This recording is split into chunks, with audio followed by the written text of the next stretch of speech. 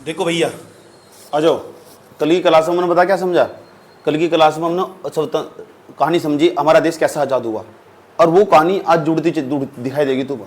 जो भी उत्तराखंड के अंदर क्या क्या घटनाएं होंगी, आज वो थोड़ा डिटेल्स, आज थोड़ा उत्तराखंड में घुस जाएंगे हम। कल मैंने पूरे भारत को आज़ाद करवाने की पूरी कहानी सुनाई थी, बड़ी दिलचस्प कहानी थी, वो लास्ट तक कंप्लीट हुई थी, 1 घंटा लगा था पूरा उसे समझाने में। आज हम क्या करेंगे? आज हम ना, मैंने उत्तराखंड के इतिहास को समझाने के लिए कि उत्तराखंड वालों का क्या क्या योगदान है, उत्तराखंड में कौन कौन सी घटनाएं घटी, उनका सन कैसे याद रखा जाएगा, उनकी डेट कैसे याद रखी जाएगी, कौन सा फैक्ट याद करने का, कौन सा डिनाई करने का। एक जोड़ा लेना, पूरा इतना बड़ा जोड़ा ले लेना, पूरा का पूरा एक इतना बड़ा जोड़ा, समझ नहीं बात क्या? उस पर जाके नोट तैयार करना, क्योंकि किसी भी सब्जेक्ट का जो नोट था ना, एक चैप्टर का 1 पेज का हो जाना तो बहुत बड़ी बात हो यार। एक चैप्टर का 1 पेज का, एक जोड़ा इधर से हो जा बढ़ जा, एक उधर से बढ़ जा, बस खेल खत्म तुम्हारा। समझ में आई बात क्या? क्योंकि अगर मैं इस चैप्टर तक सारा दे देगा, कभी भी नहीं देने का सारा, लेकिन पढ़ना सारा पड़ेगा। हाँ, पढ़ना सारा पड़ेगा, याद भी सारा रखना पड़ेगा। नहीं, याद इतना लिखना पड़ेगा जितना एक पेज पर आ जा आराम से। इसे 4-5 बार रिवीजन करना पड़ेगा एक ही नोट्स को। और दूसरा क्या है, इसमें थोड़ी थोड़ी खाली खाली जगह छोड़ दी जा।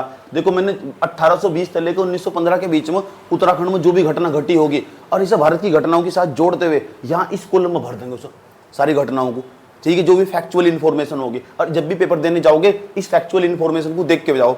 कहानी में समझाऊंगा सारी, इनकी घबराने की जरूरत नहीं है, कौन सी घटना क्यों घटी थी, क्या कारण था इसका। ये बहुत हेल्प कर। हर सब्जेक्ट का इस तरह शॉर्ट नोट्स बहुत जरूरी हो जब तुम्हारे पास टाइम हो। फिर उसके बाद 1915 से लेकर 1925 के बीच में जो भी घटनाएं घटी होगी भारत में भी और उत्तराखंड में भी एक साथ, ठीक है, उन्हें लिंक करते वहां यहीं समेट देंगे जहां तक सवाल बना हुआ होगा पेपर में। उसके बाद 25 से लेकर फिर 30 के बीच, 25 से लेकर 35 के बीच में जाएंगे, ऐसा करके फिर उस चरण को यहीं समेट देंगे पूरा का पूरा। उसके बाद 35 तक, फिर 35 के बाद जाएंगे हम 40 तक, 40 तक वहीं समेट देंगे पूरा का पूरा। उसके बाद हम 47 तक जाएंगे, 7 साल का फिर एक समेट देंगे, ऐसा करके हम आजाद हो जाएंगे। ये तो तरीका हो पढ़ने का, सबसे यूनिक तरीका पढ़ने का, ना तो किसी किताब में है ना किसी के नोट्स में है। चीजों को हम अलग तरीके से सोचना, नौकरी निकालना कोई ज्यादा हार्ड बात नहीं है। जरूरी हो एक सही स्ट्रेटजी और सही रणनीति पे काम करना।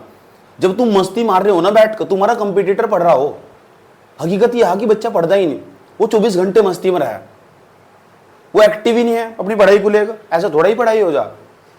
तुम मुझे देखा, मुझे तो नौकरी भी नहीं करनी, मैं फिर भी पढ़ाने चला हूं। तुम मुझे कौन से किसी नौकरी कर रही, इतने डेडिकेशन, अपने कार्य के प्रति डेडिकेशन, मैं पढ़ाने के प्रति कितना कृतज्ञ हूं।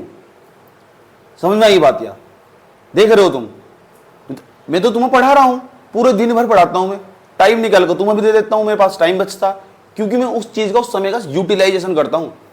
जिस इन 3 चीज हमेशा याद रख लो, जिस इंसान ने अपने आप को डिसिप्लिन में रखना सीख लिया ना, दुनिया में सबसे ताकतवर इंसान है।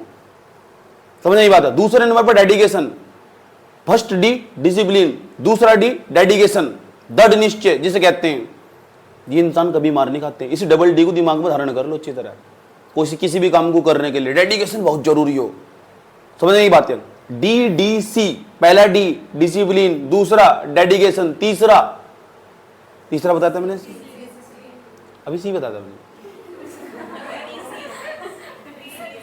अच्छा हाँ, कंपटीशन करके कुछ ऐसा मैं बताने वाला था, मेरे दिमाग से निकल गया वो। कल बताया था मैंने, कोड दिया था बच्चों की DDC वाला एक, याद आएगा तो बता दूंगा तुम। समझ नहीं बात? आ जाओ, बात न करो, समझ लो, दांत बाद में दिखा लिए हैं। अभी तो तुम्हारी उम्र ही कुछ नहीं है, और जैसे जैसे उम्र बढ़ेगी ना, जैसे जैसे उम्र बढ़ती जाएगी ना, मैच्योरिटी बढ़ती चली जाएगी। और जैसे जैसे मैच्योरिटी बढ़ती चली जाएगी ना, मोटिवेशन ना जुबान पर रखा रहेगा, जुबान पर आए दिन डिमोटिवेशन घेरे रहेगा तुम्हें। समझ बात क्या? सफलता कुछ है नहीं, चारों तरफ सब असफलता ही मिलेगी तुम्हें। उसके बाद किसी भी काम को, कैरियर बहुत जरूरी हो। कोई भी कितनी भी मस्ती मारो तुम, लंबे समय तक मार ही नहीं सकते, कितनी भी मस्ती ले लो। एक समय के बाद तुम्हें पैसे की जरूरत पड़ने वाली, पैसे की, शान शौकत की, कैरियर की फिक्र होगी ही होगी। समझ गए? परमानेंटली घर वालों से नहीं ले सकते, समझ गए? एकदम तुरंत नकार देंगे, रूप दिखा देंगे अपना। सही बात है, इसलिए तुम्हें आत्मनिर्भर बनना ही होगा। कोलकाता में क्या हुआ? सही बात है, लड़की थी हॉस्पिटल में काम कर रही थी। अब लड़कियां सेफ ही नहीं है, इसलिए बहुत सोच समझ कर जाया करो। इसलिए मैं बहुत पाबंदी लगा कर रखूं। मेरी बातें फिर बहुत बाद में याद आओ कि मास्टर बेचारा सही कह रहा था। इसीलिए कहते हैं उनकी सेफ्टी और सुरक्षा के लिए कम से कम 2-4 कैंडिडेट साथ में जाओ, अकेले कहीं भी मत जाओ, किसी के भी साथ। सही बात है, बॉयफ्रेंड से भी मिलने जाना हो 2-4 को लेके जाओ।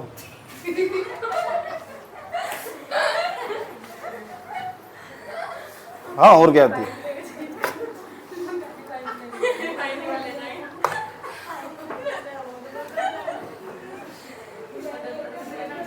सही नहीं है ना यो। कारण क्या है, जॉब कर रही थी बेचारी, पेशेंट का ध्यान न कर रही थी, हालत क्या हुआ, उस लड़की के टुकड़े कर देंगे, टुकड़ों में मिली लड़की वो। कितनी बुरी बात है यार, समझ नहीं बात यार। तो भाई क्या हो रहा है इंडिया के अंदर, कुछ भी यार, कुछ भी होते चले जा रहे हैं। चलो बात ना करो, कभी कभी ये घटनाएं पढ़ के बहुत दिमाग खराब हो जाए ना, घटनाओं को पढ़ के यार। देखा पूरी घटना, चलो कोई बात नहीं, आ जाओ। तो इन पुरुषों की तो मानसिकता भी बदलने वाली नहीं है बिल्कुल भी, ठीक है। तो तुम अपनी सेफ्टी सुरक्षा खुद ही कर रही होगी, बड़ा ध्यान लगा कर रखो अपना, चारों तरफ से तमीज से मेहनत करते जाओ, कंटिन्यू मेहनत। इसलिए मैं कहता हूँ अच्छे लेवल की तैयारी करो। अगर तुम छोटी पोस्ट पे होंगे ना, तुम्हारा शोषण होना तय है, इसे कोई काट नहीं सकता। आईपीएस का शोषण करके दिखाओ, सिखा देगा। कोई लेडी हो, आईएएस ऑफिसर हो, जेल में गिर कर तमीज से कुट्टेगी, होश में होगा, बेल्ट निकाल कर सारा बदला उतारेगी, सारा जितना गुस्सा वहां उतारेगी, जितना प्यार मोहब्बत में धोखा मिला हो ना, सारा सही होते उतारेगी, जेल में गिर कर सारा। टच करके दिखाओ, कोई पुलिस वाला हो नीचे का, डीएसपी भी सब, जय हिंद मैडम, बनो आईएएस ऑफिसर, कोई मना थोड़ा ही कर रहा है। एज कम हो, इससे कम पर जाओ मत बिल्कुल भी, समझ में आई बात यार। इससे कम सोचो ही ना। सब सपनों की खास बात पता क्या हो, कोई टैक्स नहीं है, जीएसटी ही नहीं है, सपनों की यही खास बात हो। जितना हो सके ना बड़ा से बड़ा सोचो, छोटा सोचो ही मत बिल्कुल भी। नहीं तो आज तुम शोषण, आज तुम किसी जॉब पर लग जाओगे, कल को शोषण का शिकार हो जाओगे, बड़े अधिकारी तुम एक्सप्लॉयटेशन करना स्टार्ट कर देंगे तुम्हारा। इसलिए मैं सलाह देता हूं कि किसी भी लड़की को, एज कम हो, समझ नहीं बात, अभी तुम ग्रेजुएशन में आई हो, छोटा सोचो ही मत बिल्कुल भी। इस देश को जरूरत है तुम्हारी जैसी लेडीज की, महिलाओं की, वे देश को डोमिनेट करनी चाहिए, देश पर शासन होना चाहिए महिलाओं का, बहुत जरूरी है वो, समझ नहीं बात। जब तक महिलाओं के हाथ में देश की बागडोर नहीं आनेगी ना, तब तक देश को समझ नहीं सकता, क्योंकि देश को, एक घर को एक महिला संभालती है। एक को दी थी बागडोर, नाम था इंदिरा गांधी, रूप दिखाया, सबको ठेक अंदर अंदर करे, चलो बेटा अंदर चलो, सबको अंदर ठांग के इमरजेंसी में ठा ठा फेंक। ये हो महिलाओं की ताकत, और लोग उसकी क्रिटिसाइज करते हैं, आलोचना करते हैं। चले आ जाओ उस पर। तो इसलिए कहता हूँ छोटा सोचो मत बिल्कुल भी, बड़ा नुकसान हो जाएगा तुम्हें। एक ही तो जीवन मिला तुम्हें यार, इसमें भी तुम छोटा सोच रहे हो। मतलब एक ही तो जीवन है तुम्हारे पास, ये यही है क्या तुम्हारे पास, ये 25-30 साल के आसपास, 30 साल तक की जो उम्र हो, उसके बाद तो हालत खराब हो जा। 30 या 35 साल तक बस, 30, 35, 32, इसके बाद तो कोई फॉर्म भी नहीं, साइड में लग जा सारे फॉर्म। तो जहां सोचना, जितना बड़ा सोचना सोच लो, एक ही जिंदगी मिली, जितना बड़ा से बड़ा सपना देखना देख लो, और लग जाओ उसकी दौड़ में, अपने सपनों को पूरा। गरीब आदमी के पास कुछ नहीं होता, एक ही चीज हो, सपना। हमेशा संभाल कर रखो उसे, और हमेशा जिंदा रखो उसे। छोटी सोच पैर में मोची तो तंग करे इंसान को, और क्या हो, पुराना डायलॉग है। छोटा सोचो मत बिल्कुल भी नहीं, एक ही लक्ष्य पे पूरा ध्यान लगा कर पूरा का पूरा, नुकसान हो जाएगा। बताया तो, फिर नहीं कोई टच कर सकता तुम्हें। किसी आईएएस ऑफिसर को टच करके दिखाओ, वाट लगा देगी। कभी सुना देश के अंदर किसी आईएएस ऑफिसर के साथ छेड़खानी हुई? ना जाने किसी कितने डिपार्टमेंट में महिलाओं के साथ कितना शोषण होता होगा, और कितना झेलती होगी, और कभी बोलती भी ना होगी। समझ गए? नौकरी चली जाएगी, अपना घर भी देखना होगा उसे। कितनी सारी महिलाएं कहाँ कहाँ काम करने जाती होगी देश के अंदर, क्या वे सेफ होगी? इसीलिए कहता हूँ बड़े उच्च पदों पर आसीन होना चाहिए महिलाओं को।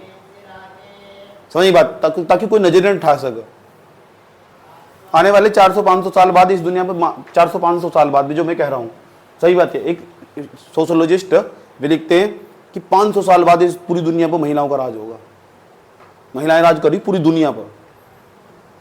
ये अभी जो समाज है वर्तमान समय का, हर समाज, जितने भी प्रधानमंत्री, कितने भी देश के, कितने देश है दुनिया में, लगभग मान लो 300, 400, 500 देश मान लो जो ढंग से ठीक ठाक काम कर रहे, उनमें जो प्रधानमंत्री कौन है, कितनी महिलाएं हैं? गिनो चुनी 5-10 भी दिखाई देने की तुम्हें। तो इस पूरी दुनिया पर आज पुरुष समाज राज कर रहा है। यह पितृसत्तात्मक सोच है, जो पैट्रियार्किकल थिंकिंग है ना, वो पूरे विश्व समाज में ही हावी है। भारत में ही नहीं, पूरे विश्व समाज में। बस तय कर दिया गया, महिलाएं अच्छे शासक नहीं हो सकती तो नहीं हो सकती, बस। अब तुमने भी मान लिया। चले चलो पढ़ लो। इसीलिए कह रहा हूं, 2 चीज 3 चीज 3 दिमाग में धारण करके रखो। सुबह को उठने से पहले आज पूरे दिन क्या करना, उसकी प्लानिंग तुम्हारे हाथ में होनी चाहिए। फर्रा पूरे दिन, एक दिन का टाइम टेबल। और जब रात को सो ना, आज तुमने अपना टारगेट अचीव कर लिया, हाँ कर लिया। नहीं सीरियस होगे तो हो जाओगे कुछ दिन बाद, अभी नहीं होगे तो हो जाओगे। वो सब्जेक्ट वाइज टाइम को बांट कर रखे करो। अच्छा यू सब्जेक्ट को आज इतना कवर करना, ये ट्यूशन में इतना काम दिया गया, कंप्लीट हो जाना चाहिए किसी भी हालत में हो। समझ गए? ठीक। ऐसा मौन हर किसी को नहीं मिलता जैसा तुम्हें मिल रहा है बैठा हुआ।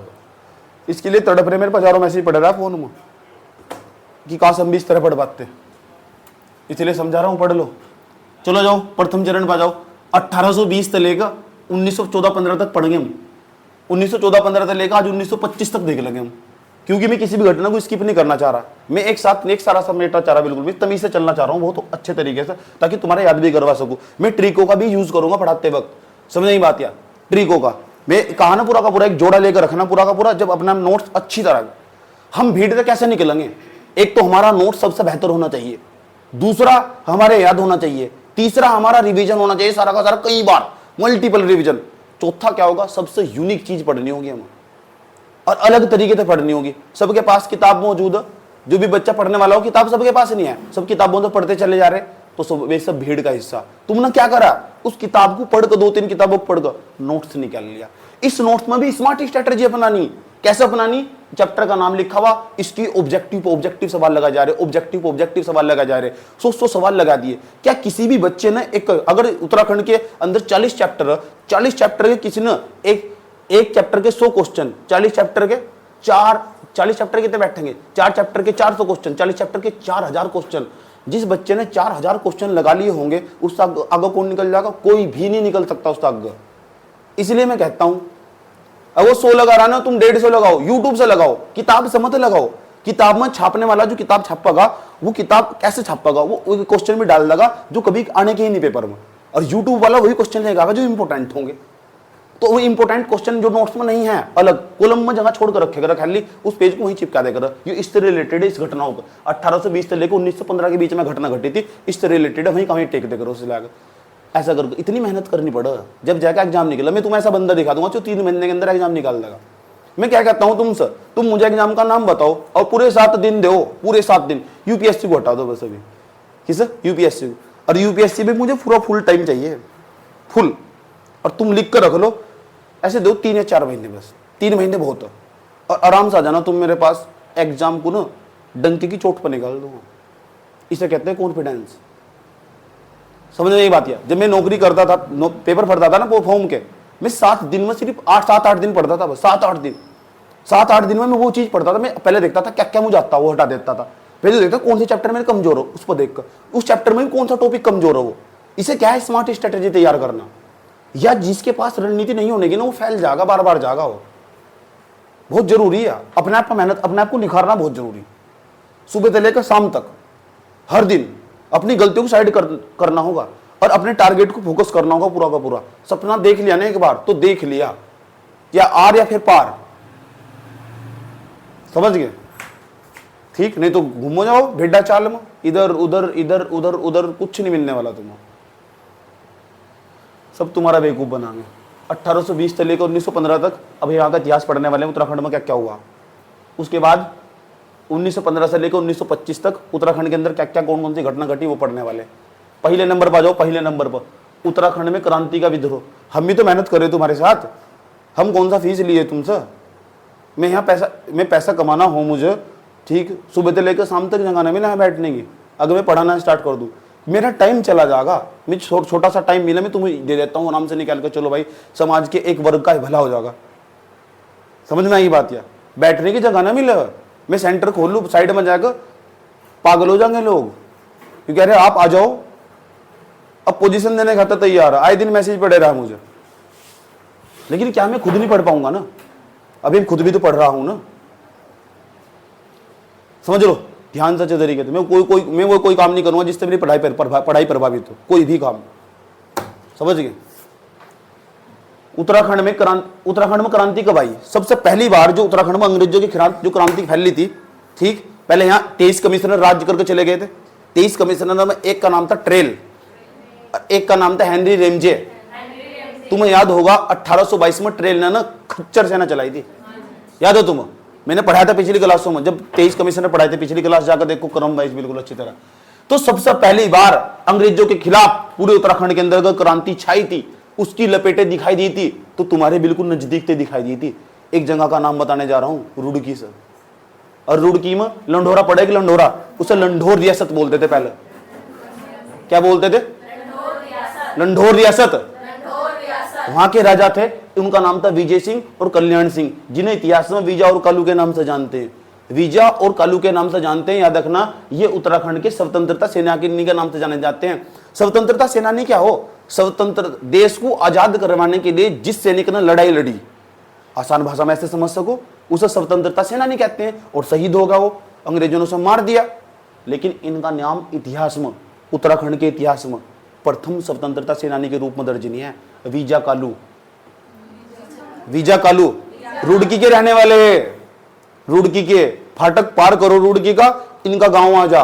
समझ नहीं बात? क्या फाटक पार करते हो इनका गांव आ जा, समझ नहीं? हम देखे हुए इनका पूरा का पूरा स्थान हूं, इनके परिवार वालों को भी जानता हूं मैं। समझ नहीं बात? हमारे रिश्तेदारों में वो, तुम मजाक कर रहे हो क्या? रियलिटी बात बता रहा हूं, समझ बात है। इनके परिवार में तो एक लड़की मेरे बेंच में एडमिशन लेकर पढ़ रही है। अजो ना ना, रिश्ता रास्ता नहीं मुझे करना।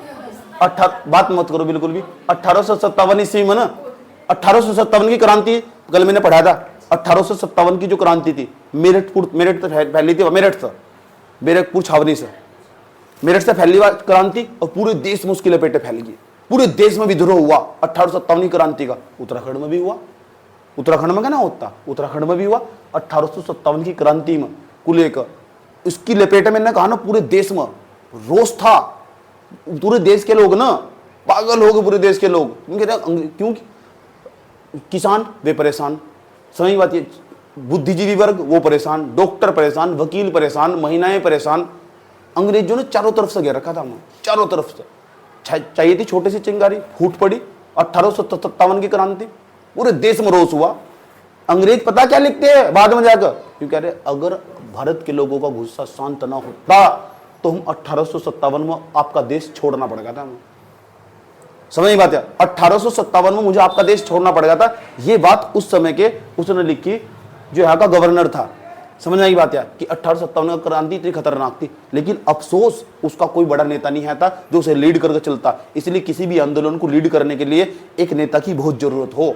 समझ नहीं बात या? इसलिए वो पूरा का पूरा संगठन बिखर चुका, पूरा का पूरा। जैसे महात्मा गांधी के आंदोलन नहीं, महात्मा गांधी सामने चलते थे, पूरी दुनिया पीछे, पूरे भारत के सारे लोग पीछे, पूरे भारत के सारे लोग पीछे चलते थे महात्मा गांधी के। देश में कोने कोने में आंदोलन होते थे महात्मा गांधी के सारे आंदोलन अखिल भारतीय आंदोलन है। अखिल भारतीय का मतलब वो पूरे देश में फैल रहे। उससे पहले जब तक महात्मा गांधी नहीं आए ना, किसी की हिम्मत नहीं है भारत के लोगों को एक साथ एक सूत्र में बांध लेते, एक साथ जोड़कर चलते। अकेला व्यक्ति चलता था, सारे लोग पीछे चलते थे।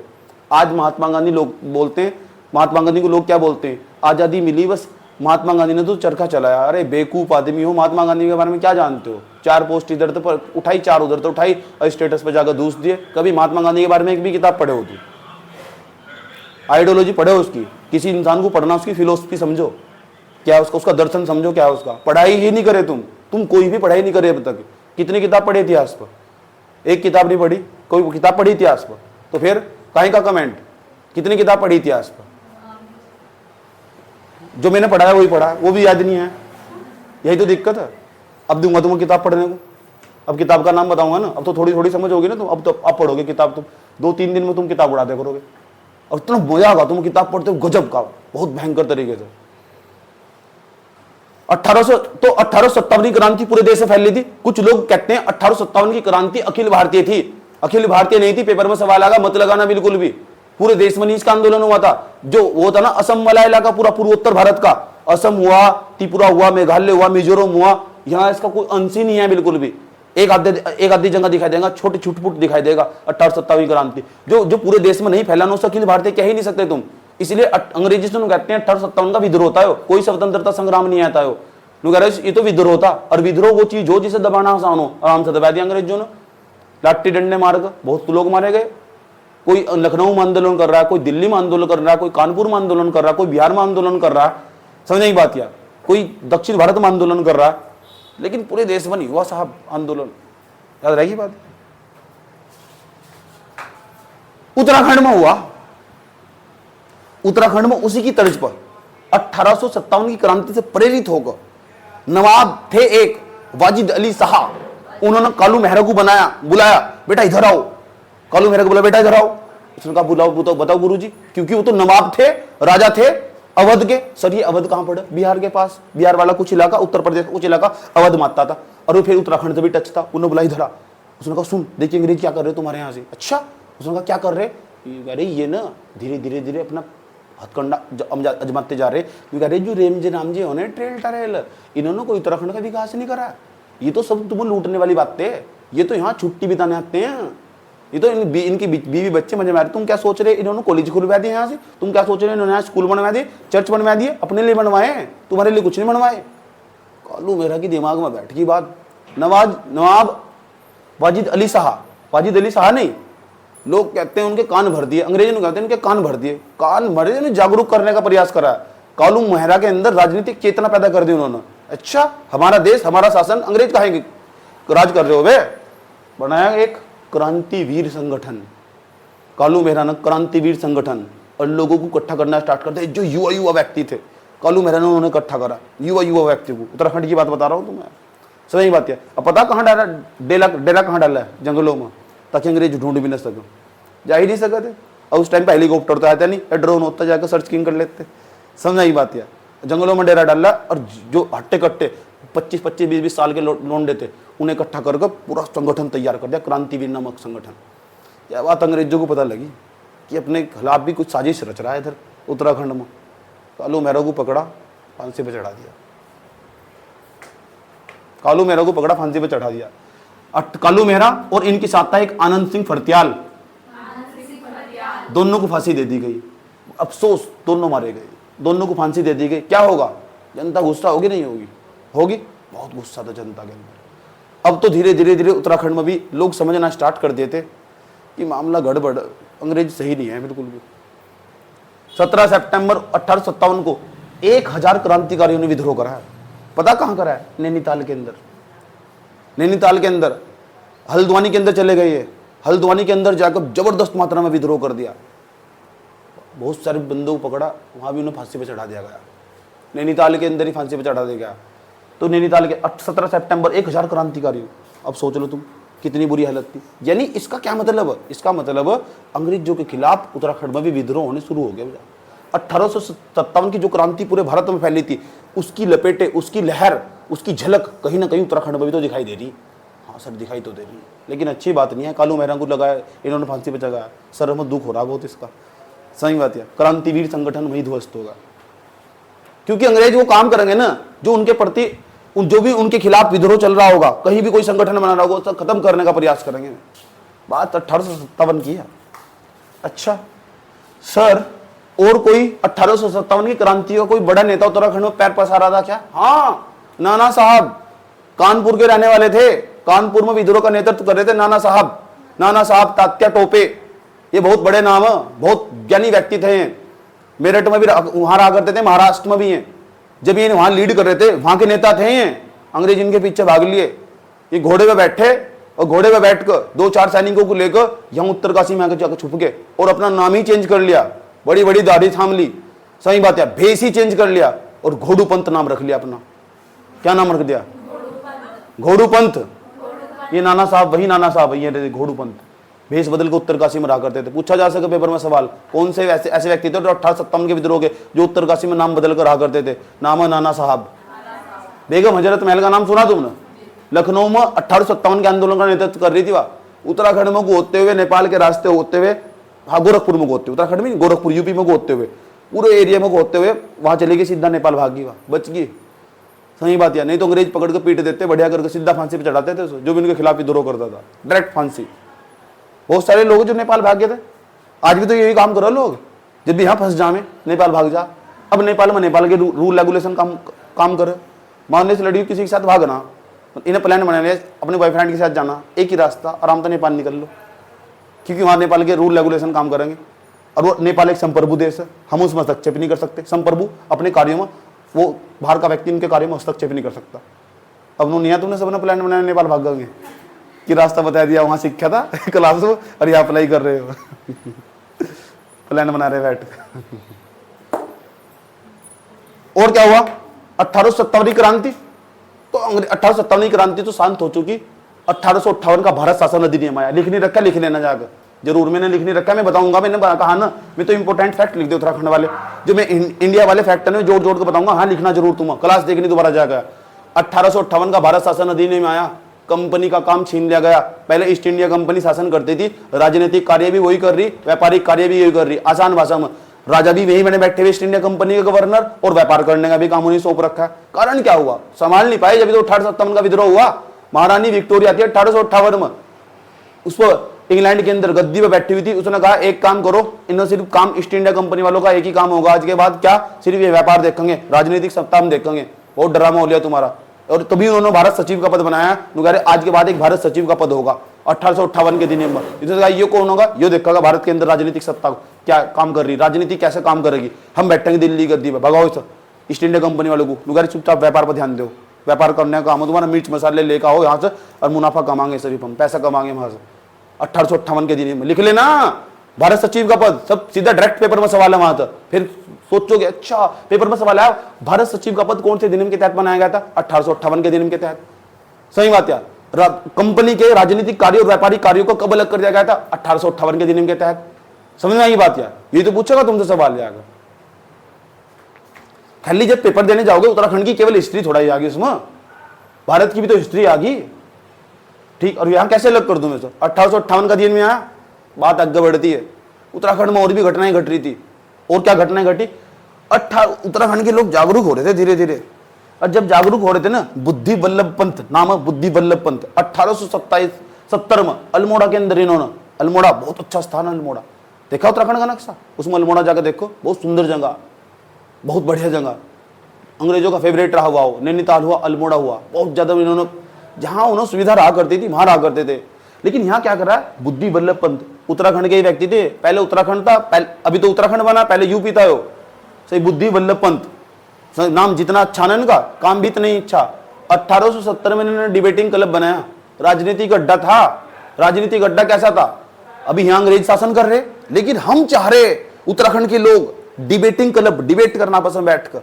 यार एक काम करो, काश शासन हमारा होता है यहाँ, जिस तरह ब्रिटिश कमिश्नर राज कर रहा है ऐसा राज हम भी तो कर सके। डिबेटिंग क्लब, डिबेट करना पसंद बैठा, गुप्त हो बैठ, किसी को पता ना चला। डिबेटिंग क्लब की स्थापना करी 1857 पर। ना जाने कितनी बार पेपर में सवाल पूछा गया कि डिबेटिंग क्लब की स्थापना कहाँ हुई? अल्मोड़ा के अंदर हुई। और डिबेटिंग क्लब इसलिए बनाया गया था, ताकि बनाया था किसने? बुद्धि वल्लभ पंत ने। इसलिए बनाया था, क्यों? ताकि यहाँ उत्तराखंड के जो कुमाऊं के क्षेत्र के जो लोग, युवा, बड़े बड़े लोग, बुद्धिजीवी लोग, उन्हें बैठाकर डिबेट करी जा सके और उनके अंदर राजनीतिक चेतना पैदा करी जा सके कि तुम भी, तुम्हारा क्षेत्र, तुम्हारा शासन होना चाहिए। पता लग गया? डिबेटिंग क्लब की स्थापना कब हुई? 1800 किसने करी? जिसमें बुद्धि होगी वही तो डिबेटिंग क्लब बनागा। थारे जैसे थोड़ा ही बना देंगे सर। हाँ, बुद्धि Vallabh Pant sir sir sir sir sir sir. और आ जाओ देहरादून के अंदर ना, देहरादून के अंदर, यहां देखो देहरादून के अंदर राजनीतिक चेतना का जो श्रेय दिया जा, देहरादून वाला इलाका था। अभी तो हम अल्मोड़ा के अंदर थे। 1870 अल्मोड़ा कहां पड़ रहा है? कुमाऊं में पड़ रहा है। देहरादून कहां से? गढ़वाल के अंदर पड़ रहा है। गढ़वाल वालों के अंदर हम भी तो गढ़वाली हैं। सही बात है। तो गढ़वाल वाले लोगों के अंदर राजनीतिक चेतना का जो श्रेय दिया जा, अंग्रेजी शासन, अंग्रेज पूरे भारत पर राज कर रहे यार। 1857 का आसपास का समय आ चुका। दयानंद सरस्वती आए थे यहाँ 1854-55 में। 1854-55 में यहाँ बद्रीनाथ की यात्रा पाए थे वे चमोली के अंदर। 1854-55 में बद्रीनाथ के दर्शन करने आए थे वे दयानंद सरस्वती। दयानंद सरस्वती महान व्यक्ति है, हिंदू धर्म के अंदर महान, सबसे महान व्यक्ति माना जाए। सही बात है, सबसे मान नहीं कह सकते, लेकिन हाँ ठीक ठाक श्रेणी में हो, स्वामी विवेकानंद वाली श्रेणी में। दयानंद सरस्वती वही व्यक्ति है जिन्होंने नारा दिया था वेदों की ओर लौटो। ये कहा करते थे हमारे वेद सबसे सर्वश्रेष्ठ, हमारे वेद सर्वश्रेष्ठ, उसमें सब चीज लिखी हुई। यार वेद को तुम इतनी जल्दी नकार नहीं सकते। हम पता क्यों कह रहे, ऐसा इसलिए कह रहे, वेदों में ना सर्जरी करने का पहले सारा इलाज पहले ही धर रखा उठाकर। आज की सर्जरी तुम करते हो, इसका सारा पूरा का पूरा इतिहास लिखा हुआ, वहां कैसे सर्जरी करी जाती थी वेदों में। अब सोच लो तुम, सारा पूरा वैज्ञानिक तरीके से क्या कर, इन्वायरमेंट को आज तुमने बना रखा है पर्यावरण संरक्षण अधिनियम 1986, वन्य जीव संरक्षण अधिनियम 1972, ये तो अब बना रहे तुम। उन लोगों के पास बिना अधिनियम के एनवायरमेंट को बचाने की तकनीक, वेदों में सब लिखा हुआ। क्या कहते थे? यूं कहते बिल्ली मत मार देना, सोने की बिल्ली देनी पड़ेगी। कंटो मत मार देना, गिलहरी जैसे कहते हैं, सोने की गिलहरी देनी पड़ेगी। वो डर बैठाते थे दिमाग में, डर, ताकि सच में पर्यावरण को बचाया जा सके। क्या कहते थे? किसी घने जंगल में मत जाना, इसमें भूत रहते हैं, ताकि जंगल को कोई दोहन न कर सके, जंगल को काट न सके, इसलिए बनाए गए थे भूत। और तुम्हारे जैसे बेवकूफ आदमी साइंस समझो उसके पीछे का।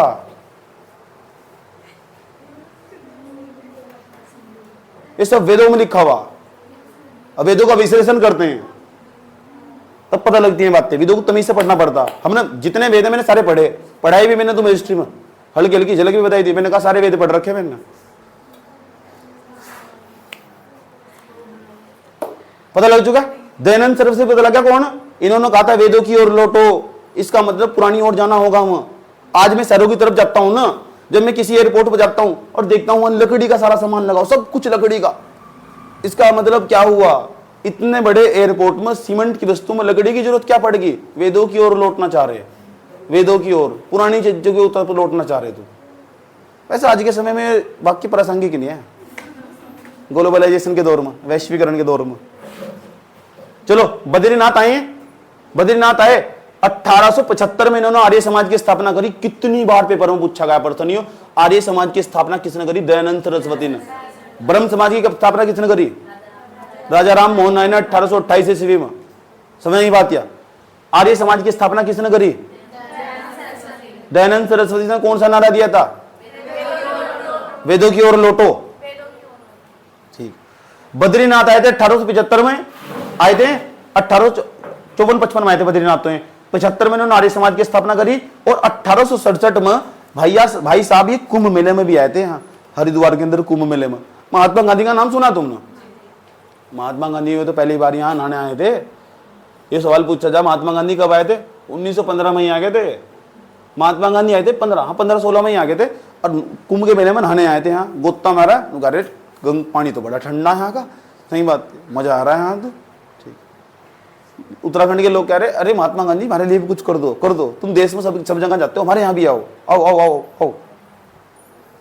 चलो, उसके बाद रास बिहारी बोस का नाम कितने लोगों ने सुना? और भी घटना बताता हूं तुम। रास बिहारी बोस का नाम, हाथ खड़ा करो जिसे रास बिहारी बोस के बारे में कुछ भी पता। 1 2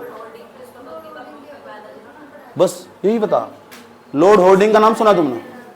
लॉर्ड होर्डिंग का नाम सुना? 1908 में उसकी बग्गी पे बम मारा ना फेंक कर। सर आप हमें क्यों बता रहे? ये तो ऐतिहासिक घटना है इंडियन की। नहीं, ये जो रास बिहारी बोस है FRI देहरादून के अंदर पढ़ा, forest research institute of India, India का वनों का सर्वेक्षण करने का बहुत बड़ा संस्थान है यहाँ उत्तराखंड में।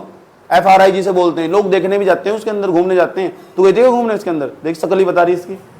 तू भी गई थी घूमने? अच्छा, देखा इनकी शकल ही बता रही, चेहरा देख कर बता दिया हमने।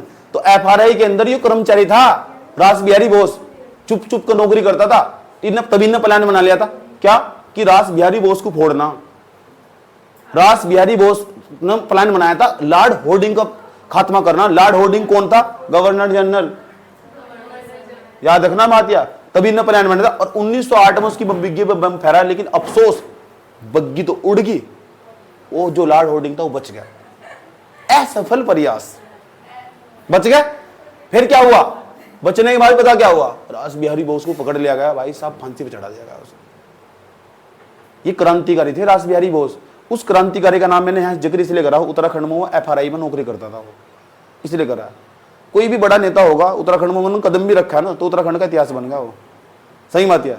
अगर महात्मा गांधी ने आकर ना गेट पर टच कराया ना, तो इस गेट का नाम जरूर पूछेगा पेपर में। ये उत्तराखंड का इतिहास है। कहीं से लाओ भी, कुछ कलाओ भी। हाँ बता। है कौन? रास बिहारी बोस बाद में जाकर फांसी दे दी गई।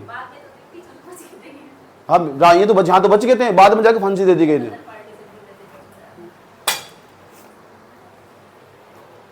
आगे चलो। 1886 में, सुन लो ध्यान लगेगा। 1886 में उसके बाद क्या हुआ? यह बात पता कब की चल रही? अब यहां सुन लो ध्यान से। 1915 तक पहले से घटनाएं डिस्कस करूंगा मैं। 1986 में, 1886 में, 1885 में कांग्रेस बनी थी। कांग्रेस बहुत जरूरी थी। 1857 का विद्रोह चले तो विफल होगा था, क्योंकि कोई बहुत बड़ा संगठन नहीं आता हमारे पास, इसलिए तो 1857 का विद्रोह सफल होगा था। अंग्रेजों ने तुरंत दबा दिया था उसे। अब एक जरूरत थी एक ऐसे संगठन की। ए.ओ. ह्यूम ने ना एक कांग्रेस बनाई, मैंने कल ही बताया था तुम्हें। वो जो कांग्रेस बनाई थी ना, उसने प्लान बनाया था कि हर साल अपने अधिवेशन करेगी दिसंबर के महीने में। ठंड ठीक ठाक रहा उसमें, और दिसंबर के महीने में जगह जगह देश के कोने में घूमकर अधिवेशन करेगी। अधिवेशन का मतलब बैठक करेगी, और देश के कोने कोने से लोग आएंगे, अपनी बात बताएंगे, जो भी प्रॉब्लम होगी, और हम अंग्रेजों के सामने जाकर रखेंगे और हम इस समस्या का समाधान करेंगे। कितनी बड़ी, यही तो गुलामगिरी हो। मतलब हमारा देश राज में कर रहे, हम उनकी बात को लिखकर कागज में उनके सामने पकड़ाएंगे, ऐसे अधिवेशन कर रहे थे। उत्तराखंड के व्यक्ति के पास ही तो प्रॉब्लम होगी। और जो कांग्रेस तो बहुत बड़ा संगठन है, पूरे भारत का संगठन है। उत्तराखंड के भी तो व्यक्ति जाएंगे उनके अधिवेशन में। पहले अधिवेशन में कोई नहीं गया। उत्तराखंड का अधिवेशन, जो कांग्रेस का पहला अधिवेशन हुआ ना, पहली बैठक हुई बंबई में हुई। बंबई के अंदर एक कॉलेज है, गोकुलदास संस्कृत तेजपाल कॉलेज, उसके मैदान में 72 लोग आए थे कुल। उत्तराखंड तो कोई नहीं गया। दूसरा अधिवेशन हुआ कलकत्ता में, उत्तराखंड के 3 व्यक्ति पहुंचे थे। 3 व्यक्ति पहुंचे। चलो एक का नाम बता रहा हूं, तीनों का नाम याद, एक का नाम जरूर बता रहा हूं, याद रखना पहले वाले का नाम, ठीक है? 2 का नाम बाद में बता दूंगा। 1886 में कलकत्ता में अधिवेशन हुआ, किसका? कांग्रेस का। कांग्रेस क्या है? वो संगठन जो पूरे भारत को लीड करने का काम कर रहा है। कब बना? 1885 में बनाया। किन ने बनाया? ए.ओ. ह्यूम ने बनाया। ओ नहीं, A.O.. Hume, A.O.. Hume. Calcutta अधिवेशन हुआ। कलकत्ता अधिवेशन में ना ज्वालादत्त जोशी पहुंचे। ज्वालादत्त जोशी 2 व्यक्ति और पहुंचे थे उनके साथ। कितने बंदे पहुंचे थे? 3। ये पूछा जा तुमसे, उत्तराखंड के ज्वालादत्त जोशी ने कौन से अधिवेशन में भाग लिया था? कलकत्ता अधिवेशन में 1886 में। दूसरा अधिवेशन था कांग्रेस का। वो पता लग गया क्या बता था? क्या बता था? साहब साहब साहब साहब साहब हमारे उत्तराखंड में भी आ जाओ, आप कांग्रेस वाले हो, बहुत बड़े नेता हो, आप तो अच्छे अच्छे बड़े बड़े नेता हो। उस टाइम पर सुरेंद्र नाथ बनर्जी जुड़े हुए, बड़े बड़े नेता, एक और तो दादा भाई नेहरू जुड़े हुए, बड़े बड़े नेता थे कांग्रेस के, बढ़िया बढ़िया नेता, टॉप के। उनसे बात करने का मौका मिलता था। ये जवाहरलाल जोशी जाते थे और उनसे बात करते थे, साहब हमारे यहाँ भी कुछ प्रॉब्लम है, और आप ये हमारी बातें अंग्रेजी तो पहुँचा दिए, हमारी तो सुनते नहीं, हमारी गरीबों की कौन सुनना? आप तो बड़े बड़े नेता हो, आपके पास संगठन है, आप उनकी बात बता दियो।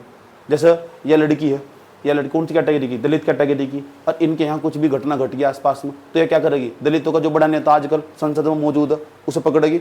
समझ बात है? उसका नाम चंद्रशेखर है। चंद्रशेखर क्या करेगा? इसकी बात वहाँ संसद में उठागा, फिर वो मीडिया वाले पूरे देश में फैल जाएगी इसकी बात, फिर इसका हाईलाइट ध्यान जाएगा इसकी। जिस लड़की के पास प्रॉब्लम, इसके पास पैसा नहीं है, उस पढ़ाई के लिए इसे पैसा दिया जाए, और ये सिविल सर्विस की तैयारी करना चाहती है। सही है? ऐसा करेगा। ये भी तो ऐसा ही था। चले और सर इस टाइम पे और क्या हो रहा है? जवाहरलाल जोशी थे, ठीक, 1903 में। अब आया 1903 का टाइम। कब का? 1903 का टाइम आया। 1903 में ना यहां एक हैप्पी क्लब की स्थापना हुई। किसकी? हैप्पी क्लब की।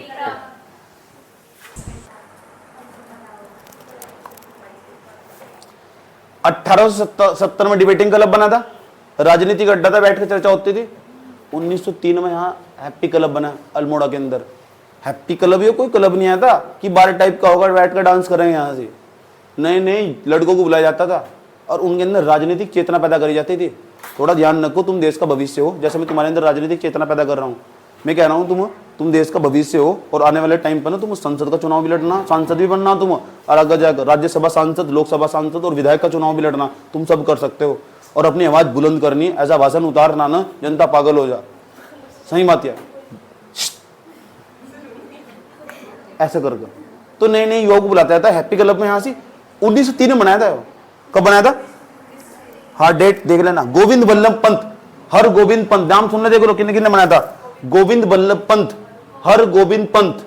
किन्ने बनाया था? गोविंद बल्लभ पंत, हर गोविंद पंत। इनके प्रयासों तो हुई थी हैप्पी क्लब की स्थापना। पता लगा हैप्पी क्लब क्यों बनाया गया था? ठीक है, फैक्चुअल। कोई चीज बन रही तो क्यों बननी, इस टाइम पर बहुत जरूरत है उत्तराखंड के युवाओं के अंदर राजनीतिक चेतना पैदा करने की, ताकि वे भी चुनाव लड़ सके। सही बात है? ताकि वे भी वहां के राजा बन सके, तो जरूरत थी। बनाया हैप्पी क्लब। 1870 में डिबेटिंग क्लब बनाया था अल्मोड़ा में, अब बनाया हैप्पी क्लब। समझ बात? इसके अंश आज भी देखे जा सके। देखिए, ये जाकर अल्मोड़ा में घूमने का मौका मिले ना, जाओ यार हैप्पी क्लब कहाँ था, तो देखेंगे यहाँ तो ताऊ की दुकान बन चुकी है। समझ में आई बात? या चलो एक बनी यहां गोरक्षी सभा, 1903 की बात है। कब की बात है? 1903 की। 1903 के बाद एक बहुत बड़ी घटना होने वाली देश में, 1905 बंगाल का विभाजन। बंगाल अलग कर दिया गया, बंगाल के दो हिस्से बनाए गए, मुस्लिमों को अलग, हिंदुओं को अलग कर दिया गया। यह पहली बार था लॉर्ड कर्जन के द्वारा जो प्लान खेला गया कि भारत में राज करना ना तो फूट डालो और राज करो। समझ में बात है? जैसे अरविंद केजरीवाल, अभी उसने कुछ दिन पहले ऐसा स्टेटमेंट दिया कि बीजेपी की तो अंदर ही मोदी को लोग पसंद नहीं करते, बीजेपी की पार्टी में। तो मीडिया में उन्होंने पता क्या हेडिंग बनाई? फूट डालो और राज करो। समझ क्या बात है? इसका मतलब बीजेपी की पार्टी में ही विरोध कर दिया उसने। अरविंद केजरीवाल ने कह रहा है ये कुछ दिनों बाद योगी आदित्यनाथ को हटाने वाले हैं। इतना तेज आदमी अरविंद केजरीवाल कह रहे हैं ये कुछ दिनों बाद योगी आदित्यनाथ की राजनीति खत्म कर देंगे। इन्होंने अडवाणी की राजनीति खत्म कर दी। समझ मतलब बीजेपी में फूट डाल रहा और फिर राज करो। तो मीडिया ने तुरंत खबर छापी, क्या अरविंद केजरीवाल फूट डालो और राज करो की नीति अपना रहे हैं? यही वह नीति। अंग्रेजों ने सोचा यहाँ 1905 में अगर देश में राज करना ना तो एक ही तरफ एक ही चीज है, क्या? धर्म। धर्म को बीच में ले आओ और धर्म के नाम पर लोगों को बांट दो। उस तो पहले लोग ठीक ठाक तरीके रहा करते थे। हिंदू मुस्लिम में कभी दंगे नहीं देखे गए। इनके जो बीज बोए गए थे 1905 में लॉर्ड कर्जन के द्वारा बोए गए थे। फिर 1906 में फिर एक पार्टी बनी थी मुस्लिम लीग पार्टी, और मुस्लिम लीग पार्टी फिर लास्ट तक पाकिस्तान लेकर रहेगी, वह हटने की नहीं बिल्कुल भी। उसने फिर पाकिस्तान बनाया। इसके बीज यहाँ बोए गए थे 1906। उसके बाद क्या हुआ पता क्या हुआ? 1905 में बंगाल का विभाजन कर दिया गया। अंग्रेजों ने ये कभी नहीं कहा कि हिंदू मुस्लिम को एक साथ बांट रहे, उन्होंने कभी स्वीकार नहीं करा।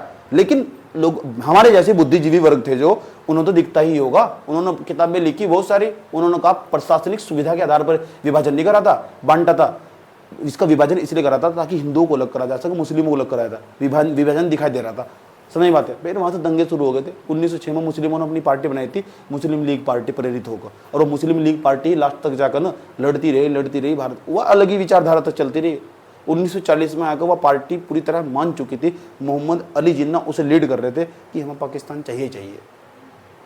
और 47-48 तक तो आकर उन्होंने विद्रोह भी करना स्टार्ट कर दिया था कि क्या तो हम हिंदुओं को मारेंगे या फिर मरेंगे, आपस में लड़ना स्टार्ट कर दिया था। तो इसमें जो बीज बोए गए थे, ये ना तो किसी हिंदू की गलती ना किसी मोमडन की गलती अंग्रेजों की। फूट डालो और राज करो की नीति अपनाई थी 1905 ईस्वी में। समझाइए, चीज़ों को समझना सीखो। इतने भाषा आसान और सरल भाषा में तुम्हें कभी भी नहीं बताया जा सकता जितना मैं आसान और सरल भाषा में बता रहा हूँ तुम्हें। समझिए, और जितना मैं इसे दिलचस्प बना रहा हूँ बहुत जरूरी है। उसके बाद पता क्या हुआ? 1905 में हमारे 1906 में उत्तराखंड में भी देख लो क्या हो रहा है। यहाँ तो हैप्पी क्लब बन चुका 1903 में। 1906 में हमारे यहाँ उत्तराखंड में ना 1906 में, अच्छा 1905 में एक घटना और घटी थी हमारे यहाँ उत्तराखंड में, पता? शिल्पकार सुधारणी सभा। क्या नाम है? शिल्पकार आंदोलन हुआ था हमारे यहाँ 1905 में। यहाँ टमटा सुधार सभा बनी थी 1905 में, याद रखना। टमटा सुधार सभा, टमटा सुधार सभा मैंने लिखने रखा, लिखना जरूर जाकर। समझ बात या? ठीक, टमटा सुधार सभा बनी थी। और टमटा सुधार सभा वहां शिल्पकार जो शब्द है ना, ये दलितों के लिए प्रयोग करा जा। उत्तराखंड के अंदर इनकी स्थिति पहले बहुत खराब थी। इनके पास कोई बैठ नहीं सकता था, इन्हें छू नहीं सकता था, इन्हें टच नहीं कर सकता था। क्या स्थिति रही होगी उस टाइम पर दलितों की, बेचारों की। समझ नहीं बात है? अम्बेडकर ने कितना प्रयास करा होगा, मतलब बहुत बड़ी बात है। एक तो हो जीना, एक को सम्मान के साथ जीना, दोनों में अंतर हो। सही बात। अम्बेडकर ने किसी जमाने में यूँ कहा था, जातियों पर चोट करते हुए आप ना साहब भूख के रह सकते हो, आप अपनी ज़िंदगी में ना भूख के रह सकते हो, लेकिन आप अपमान के साथ नहीं रह सकते। समझ बात है? याद रखना बात है। सही बात कही थी क्या?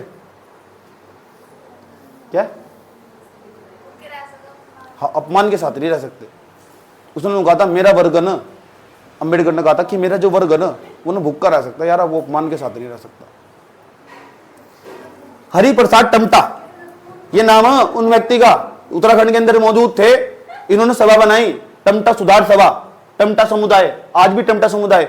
अजय टमटा का नाम सुना? अल्मोड़ा की सीट तो बार बार जीत के जाते। इस टाइम परिवहन मंत्रालय में उन्हें जगह दी गई, मंत्री बनाया, राज्य परिवहन मंत्री बनाया उन्हें इस बार। सही बात है। टमटा समुदाय ये सब दलितों की सीट है पूरी की पूरी। अल्मोड़ा वाली उत्तराखंड में लोकसभा की 5 सीट है, अल्मोड़ा वाली दलितों की सीट है। ये टमटा समुदाय के आज भी जीत रहे, पहले तो जीत रहे हैं।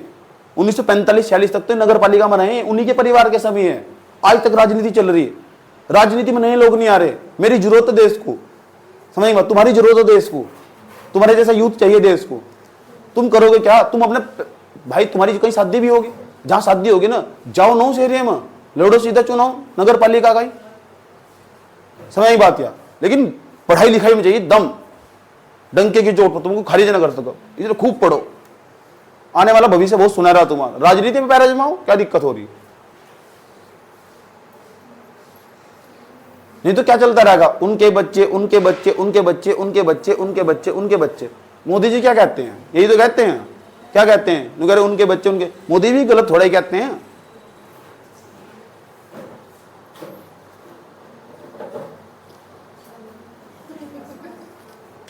कल को राहुल गांधी का बच्चा पैदा होगा, वो आईएएस बनना सोचने का भी नहीं, सीधा उसके दिमाग में नेता आ गया, नेता आगा। और तुम्हारे दिमाग में कभी आने का भी नहीं नेतागिरी। चले 1906 में ना हरिराम त्रिपाठी जी, इन्होंने वंदे मातरम को कुमाऊं में कन्वर्ट कर दिया। 1906 में वंदे मातरम को कुमाऊं में कन्वर्ट कर दिया, कुमाऊनी भाषा में। बहुत अच्छे वर्डों से पढ़ कर देखना कभी भी। हरिराम त्रिपाठी, हरिराम त्रिपाठी नाम, बहुत सारी किताबें लिखी इन्होंने, ठीक। हरिराम त्रिपाठी ने कन्वर्ट करा था। इसका नाम पूछा जा कि ऐसा कौन सा व्यक्ति था जिन्होंने वंदे मातरम को कुमाऊं की भाषा में कन्वर्ट कर दिया था, कन्वर्ट करते बदल दिया था, कुमाऊं में कन्वर्ट कर दिया था। वंदे मातरम, आवा वंदे मातरम बोल को दिखा, वंदे मातरम पूरा। अब वंदे मातरम नहीं आता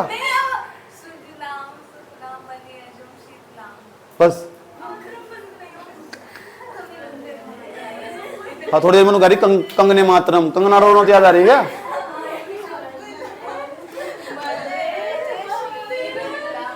चलो बात ना करो। और क्या हुआ भाई, बात ना करो। गोरक्षणी सभा बनाई गई 1907 में। उत्तराखंड की बात बता रहा हूं, गोरक्षणी सभा बनाई गई उत्तराखंड की बात भैया समझ लो। 1907 में गोरक्षणी सभा, धनीराम वर्मा। इसे कैसे याद रखियो? गोरक्षणी सभा, गो धन धनीराम वर्मा, गो धन धनीराम वर्मा, धनीराम वर्मा। ये कई बार पूछा हुआ ना, इसलिए पूछा गया गोरक्षणी सभा किसने बनाई थी? गायों की रक्षा करने के लिए एक सभा बनाई गई, पूरी की पूरी समिति बनाई गई, पूरी की पूरी बैठक बना दी गई, सही। उसका नाम है गोरक्षणी सभा। वह बनाई थी धनीराम वर्मा ने। कब बनाई थी? 1907 में। याद रहेगी बात या? जो छोटे छोटे संबंध में जरूर याद रखने होंगे। चले कहानी यही ना रुकती भैया, आगे बढ़ती है। बद्रीदत्त पांडे, इतिहास लिखा उत्तराखंड का, कुमाऊं का भी इतिहास लिखा उन्होंने। इतिहास में लिखते हैं कि होम रूल लीग की स्थापना, अब यहां थोड़ी 1907-8 में बात चल रही थी, इसी टाइम पर ही, इसी टाइम पर पता कांग्रेस में क्या हो रहा है, भारत में क्या हो रहा है, अब वो समझ लो। मैंने कहा नहीं, पूरा जो चार्ट है ना पूरा का पूरा, इसे केवल तुम इस मकसद तन्ने को उत्तराखंड का हो, मैं इसके साथ साथ भारत का भी जोड़कर चला। जो भारत में बड़ी घटनाओं में मैं जिक्र करूंगा, क्योंकि आजकल पर्सनों का पैटर्न बदला, वो टच करके पूछ देखो इसमें कितनी नॉलेज है। क्योंकि वो तो जो पेपर में डाला बैठा हुआ उसे तो सब पता, उसे तो सब पता, तो अपने हिसाब से क्वेश्चन देता, हर हिसाब से क्वेश्चन देगा, अपने हिसाब से क्वेश्चन देगा। सही बात यार, ठीक। मेरे हिसाब से तो देने का नहीं, क्योंकि इतना पढ़ा हुआ है नहीं जितना मैं हूं। सही बात यार, और जितनी वो इतना पढ़ लेगा फिर मेरे हिसाब से क्वेश्चन देगा। चले आगे चलते हैं। यहाँ गोरक्षणी सभा, अच्छा यहाँ देखो, यहाँ ध्यान लगाकर। अब होम रूल लीग ये क्या था? एक तो एनी बेसेंट थी, एक बाल गंगाधर तिलक थे। बाल गंगाधर तिलक थे ना, उन्होंने पहले ही हमारे यहाँ होम रूल लीग की स्थापना पहले ही कर रखी थी। लेकिन मैं अलग इलाके में, होम रूल लीग क्या हो?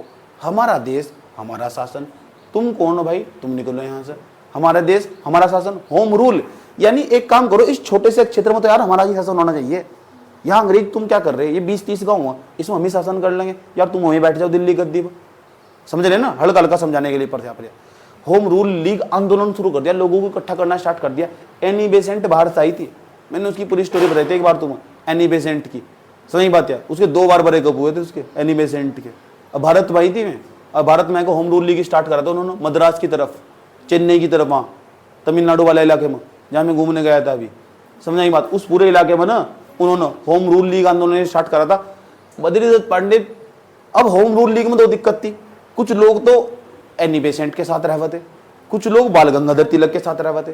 अब बद्रीदत्त पांडे थे या उत्तराखंड के कुछ लोग थे, इनके साथ दिक्कत थी, किसके साथ जाओ? ये तो आलोचना ही कर दी उन्होंने एनी बेसेंट की। अरे यूरोप था ये मिला, इसे क्या पता भारत के बारे में? बाल गंगाधर तिलक के साथ जोड़ेंगे, बाल गंगाधर तिलक के साथ जोड़े, उन्होंने कमेंट भी करे 2-4। लेकिन सवाल है, बद्रीदत्त पांडे जब इतिहास लिखते हैं तो बोलते हैं 1914 में उत्तराखंड में होम रूल लीग की स्थापना हुई थी। बेवकूफ आदमी, उन पूरे भारत में तो 1916 में शुरू हुआ। होम रूल लीग आंदोलन, कोई पूछने वाला हो तुम, सही बात है, गलत लिख दिया उसमें, किताबों में गलत लिखा हुआ। 1914 में कहाँ सही थी? 1915 के बाद तो सारा आंदोलन स्टार्ट हो रहा।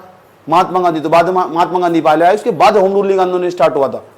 समझ में आई बात? या तो इसे हमेशा लेकर डिबेट रही कि उत्तराखंड में कब शुरू हुआ, लेकिन एक सवाल बार बार पूछा जा, उत्तराखंड में होम रूल लीग आंदोलन कब शुरू हुआ? उसकी डेट 1918। और किसने शुरू करा उसका नाम बता रहा हूं तुम्हें, विचारानंद सरस्वती। 1918 में स्वामी विचारानंद सरस्वती ने देहरादून में होम रूल लीग की एक शाखा स्थापित की थी। वैसे 1914 भी बताया जा रहा है। 1914 में आ रहा है चिरंजीव मोहन जोशी, चिरंजी लाल, बद्रीदत्त पांडे, इन नेताओं के नाम आ रहे। होम रूल लीग की स्थापना करती इन्होंने अल्मोड़ा के अंदर, सही 1914 में। लेकिन मैं इस चीज़ से सहमत नहीं हूँ, इस डेट को लेकर हमेशा ही मतभेद रहा, और जो आयोग वो कभी सवाल पूछने का नहीं इस चीज़ पर, समझ गए। एक तो 1914 की डेट आई, उसमें बद्रीदत्त पांडे का नाम आ रहा है, मोहन जोशी का नाम आ रहा है, चिरंजी जीवीलाल का नाम आ रहा है, इनका नाम आ रहा है कि इन्होंने उत्तराखंड के अंदर इसकी होम रूल लीग की स्थापना करी थी, ठीक है। लेकिन बाद में जाकर जो देहरादून में नाम आ रहा है, उसका गढ़वाल के अंदर नाम है, तो कुमाऊं वाले आ रहे हैं। लेकिन 1914 डेट फिक्स नहीं है ना, जब होम रूल लीग आंदोलन 1916 में शुरू हो रहा है, और उनकी एक शाखा वहाँ खुल रही तमिलनाडु की तरफ, और एक खुल रही यहाँ से उत्तर भारत में, सही, जो बाल गंगाधर तिलक वाली है, ठीक। तो ये बाल गंगाधर तिलक वाली शाखा के साथ जाकर जुड़े, बात समझ में आई है। और उन पर अच्छे कमेंट भी कर रहे बाल गंगाधर तिलक वालों को, और एनी बेसेंट पर कटाक्ष कर रहे, क्यों कह रहे इसे क्या पता, ये तो यूरोप की महिला, इसे क्या पता भारत के बारे में, हटाओ इसे। बात बताओ, समझ में ही नहीं आई क्या हुआ, पहले ना बताओ मुझे। 1900 कब की बात चल रही है? 1915 की, 14-15। इससे पहले पता क्या हुआ था? बंगाल का विभाजन हुआ था। कब हुआ था पहले मुझे बताओ। उस बंगाल का विभाजन रद्द कर दिया गया था 1911 में, याद रहेगी बात है, पूछे जाकर। और 1911 वो इतनी फेमस डेट है, पहले भारत की राजधानी कलकत्ता हुआ करती थी, कलकत्ता से हटा के दिल्ली ले आए थे हम, ये बात याद रखनी तुम। 1911 इतनी फेमस डेट है, पहले भारत की राजधानी कलकत्ता हुआ करती थी, कलकत्ता से अटैक कहाँ आए थे? दिल्ली ले आए थे। कलकत्ता क्यों हुआ करती थी? अंग्रेजों ने वहीं डर डाला क्या था सारे में पहले, और धीरे धीरे दिल्ली की तरफ आएगा, इसका मतलब पूरे भारत पे छा गया। अब जहाँ समझ में आई बात है। उसके बाद पता क्या हुआ? 1907 में सूरत अधिवेशन हुआ था। वो सूरत अधिवेशन में कांग्रेस दो भागों में बट गई थी, एक तो गरम दल, एक नरम दल। कांग्रेस के अधिवेशन हर साल हुए। जो गरम दल था ना, उसमें लाल बाल पाल 3 व्यक्ति हैं, लाला लाजपत राय, बाल गंगाधर तिलक, पाल विपिन चंद्र पाल, ये गरम दल के नेता थे। गरम दल के नेता इसलिए कहा जाए ना भैया कि ये ना किसी की सुनते नहीं थे, और इन्होंने कांग्रेस के जो उदारवादी नेता थे, ये तो मान लो ये तो गरम दल के नेता, ये नरम दल के नेता, तो गरम दल के नेता नरम दल के नेताओं में ऐसे बच गई लड़ाई कि, और यहाँ सामने नेता भाषण दे रहे बैठकर, ये आपस में लड़ रहे, कुर्सी मार रहे, फेंक फेंक कर, हम अंग्रेजों तो आजादी चाहेंगे, ऐसा करना ऐसा करना ऐसा करना ऐसा करना, आपस में लड़के मर गए। सही बात है। लेकिन बाद में जाके इन्हें एक होना पड़ा, बाद में जाके इन्हें एक होना पड़ा, पता कब? 1916 में, जब लखनऊ समझौता हुआ। जब लखनऊ समझौता होगा ना 1916 में इन्हें एक होना पड़ेगा। तो 1914-15 तक तो मैंने इतिहास पढ़ा दिया तुम्हें, यहाँ तक का कुछ भी नया फैक्ट दिखाई देना इसके बीच में घुसेड़ देना समय जाकर। जैसे शिल्पकारणी सुधारणी सभा, जो भी कुछ भी नई घटना घटी उत्तराखंड की, एक कॉलम बनाना और थोड़ी सी जगह खाली छोड़कर रखना उसके अंदर, सही बात क्या। और जब क्वेश्चन लगाओगे तो जो क्वेश्चन लगाओगे ना, इस एरिया में तुम्हें कुछ भी दिखाई दिया, आराम से डाल दो उसे जाकर, उत्तराखंड में घटना घटी और इम्पोर्टेंट, आराम से यहाँ पर्सन बन सके, तुम्हारा मन कह रहा है, तुमने ऑब्जेक्टिव सवाल लगाए थे तुमने, तो यहाँ आराम से तुम ला सको उसमें। समझ गए? कोई दिक्कत? 1909 में एक घटना और घटी थी। 1909 में भारत में मार्ले मिंटो सुधार आया था, और मार्ले मिंटो सुधार में पता क्या करा था? मुस्लिमों को निर्वाचन पत्ती दे गई थी। सर ये निर्वाचन पत्ती क्या हो, सेपरेट इलेक्टोरेट सिस्टम क्या हो? मुस्लिमों के नेता को सिर्फ मुस्लिम ही चुनेंगे, यानी कहीं चुनाव होगा ना, उस चुनाव में अगर चुनाव में मुस्लिमों का नेता खड़ा होगा और मुस्लिम ही वोट डाल लेंगे, इसे बोले पृथक निर्वाचन पत्ती। ऐसे ही अम्बेडकर मांग कर रहे थे। अब अम्बेडकर मांग कर रहे थे, गांधी इस बात पर बहुत चिढ़ते थे।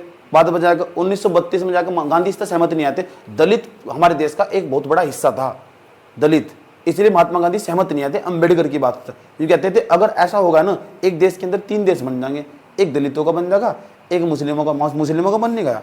सही बात है। अगर अम्बेडकर उस टाइम पर निर्वाचन पत्ती लेते ना, तो आज दलितों का अलग देश होता, इनका प्रधानमंत्री अलग, इनका सब कुछ अलग, इनका गृह मंत्री अलग, या भी वित्त मंत्री बनकर बैठते थे। अच्छा विदेश मंत्री, ठीक है। और या कपड़ा मंत्री होती, सही बात है। और या विदेश मंत्री होती। ऐसा करो, उदाहरण दे रहा हूँ मैं तुम्हें, लेकिन अच्छा नहीं है ना देश को टुकड़ों में तोड़ना। इसलिए महात्मा गांधी ने बहुत सही रणनीति अपनाई थी, देश को एक सूत्र में बांधे रखा उन्होंने। क्या संघर्ष रहा होगा यार उस बंदे का, कितनी ताकत होगी उस बंदे के अंदर, हारा ही नहीं।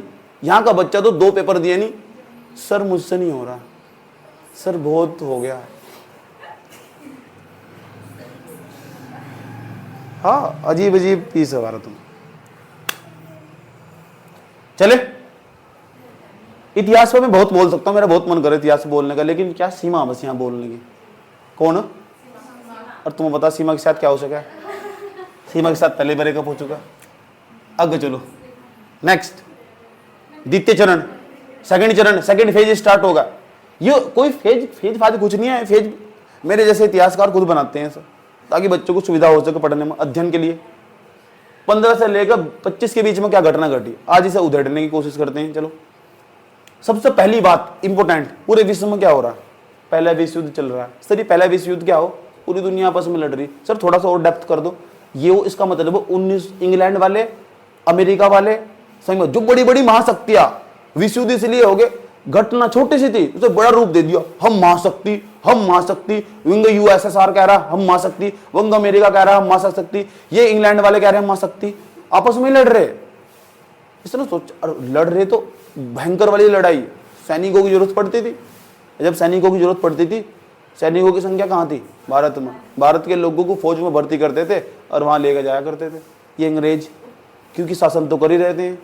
समझ में आई बात है? सैनिकों की जरूरत थी, इन्होंने कहा तुम हमारा साथ दो, भारत के लोगों को कहा तुम हमारा साथ दो, सब ने साथ दिया। मुस्लिम लीग ने इनका साथ दिया, इन्हीं खातर सैनिक भर भर कर भर्ती करके इंग्लैंड भेजे। सही बात है। कांग्रेस ने इनका साथ दिया, महात्मा गांधी आए खुद, उन्होंने उनका साथ दिया। महात्मा गांधी को कलेक्टर पकड़ लेते थे, पूछते थे क्या करने आए हो तुम यहाँ? कह रहे हम तो सैनिक भर्ती करने वाले एजेंट है जी, हम तो अंग्रेजों के लिए सैनिक भर्ती करते फिर रहे। अच्छा, उनका सैनिक भर्ती करते हुए अंग्रेज फिर छेड़ते नहीं थे उन्हें, इसलिए अंग्रेज कुछ नहीं कहते थे उन्हें, क्योंकि सैनिकों की बहुत जरूरत थी उन्हें, क्योंकि वहां लड़ाई बज रही थी पूरी। इंग्लैंड अब पहले विश्व युद्ध में इंग्लैंड जीत चुका था, लगभग जीत चुका था पूरी तरह, और उन्होंने भारत को आजाद नहीं करा, धोखा दिया। मुस्लिम लीग ने उतना उनका साथ दिया, मुस्लिम लीग पार्टी बनी थी 1906 में, उसने साथ दिया। कांग्रेस ने साथ दिया, जितने भी राजनीतिक दल थे सबने साथ दिया। एक को छोड़ो, क्रांतिकारियों ने छोड़कर, किसी भी क्रांतिकारी ने उनका साथ नहीं दिया। उन्होंने कहा इन यही मौका, इस टाइम कमजोर हैं, अभी उधेड़ दो ना। क्रांतिकारियों की किसी ने बात नहीं मानी, क्रांतिकारी अपना काम करते रहे।